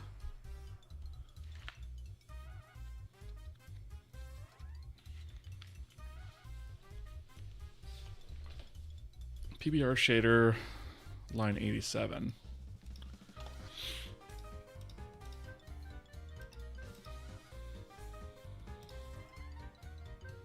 Isn't that... Pretty sure that's valid.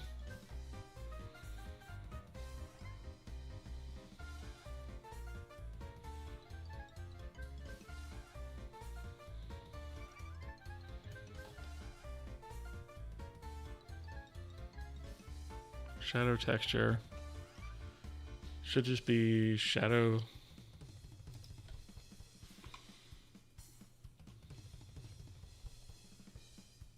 Oh, that's now a 3D texture, so 3D.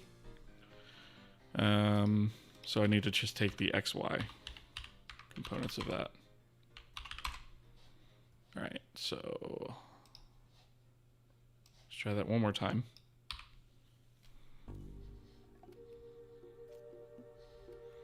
All right, load this and see what happens. Very similar results. Okay. So I can't say I'm too surprised there, just due to the number of refactors we've done, right? But let's see if we at least solve that issue.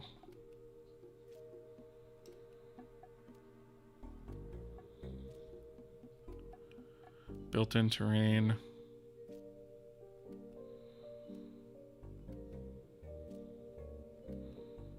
Really?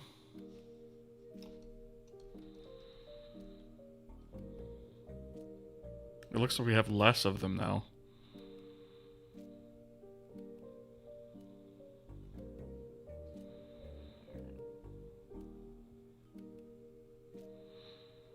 Yeah, it's the same issue though. Okay. So yeah, I'll have to figure that out offline, I guess, or next time we go to stream, because I'm pretty tired tonight. So let me just catch up with chat real quick. I thought I read somewhere that with Vulkan you can write shader programs in other languages like C or C++. They can be compiled to SPIR-V, which is then loaded into the GPU as normal. That's true. Yes. If this is the case, would it be possible writing shaders in C could have a compile time parse analysis to catch issues like the invalid uniform type you just fixed? Yeah, that would be possible. But with the way that I'm writing this, I don't think that's possible with the other backends that I'm going to be using, which aren't SPIR-V, right? So for Vulkan, that would be awesome, but that's not going to solve my problems for DirectX and Metal when I use those. So what I'm eventually going to do is, and my eventual goal with that is to basically have like a intermediate shader language that's sort of a, it's like GLSL and HLSL combined, basically, that then translates to those languages behind the scenes. So that I have one shader language that I write everything in. So maybe I could do that with C, if I can get that to actually convert to those other languages, but we'll see. We'll see, yeah. No pun intended. All right. But yeah, I think I'm good for the night. I think my brain is on overload, so I think I'm about done for the night. At least I have something to look into for the next stream, right? So we made some pretty awesome progress tonight. I'm not mad at that whatsoever. So what I would ask is, if you guys haven't already, to follow me here and on in YouTube, because that follow definitely helps me out. So I would greatly appreciate that. Twisted Family, thank you for that. Appreciate it. And yeah, that just helps me grow this channel, helps me grow my YouTube, and I'm hoping to reach more people and convince people to write game engines, because I think it's awesome, right? Octopro, thank you for the follow. I appreciate that. So in terms of a raid, we are going to raid a channel that I raid quite often because I think it's a really good cause, and that is Ferret Software, who is that's a channel run by Pirate Software, who's another game dev on Twitch. You might have heard of him. And he runs a ferret rescue, and basically just the ad revenue alone from people just having the stream open is enough to basically pay all of the medical expenses and all the care needed for the 20 ferrets that he's currently caring for. So I think it's a really good cause, and I want to support it. And so that is the channel that we're going to be raiding tonight. So like I said, you don't even have to throw bits or subs or anything to that. Just having it open helps the cause. So, all right. With that said, that's where I'm going to end it tonight. Thank you guys so much for being here. I appreciate it, and I will see you guys next time.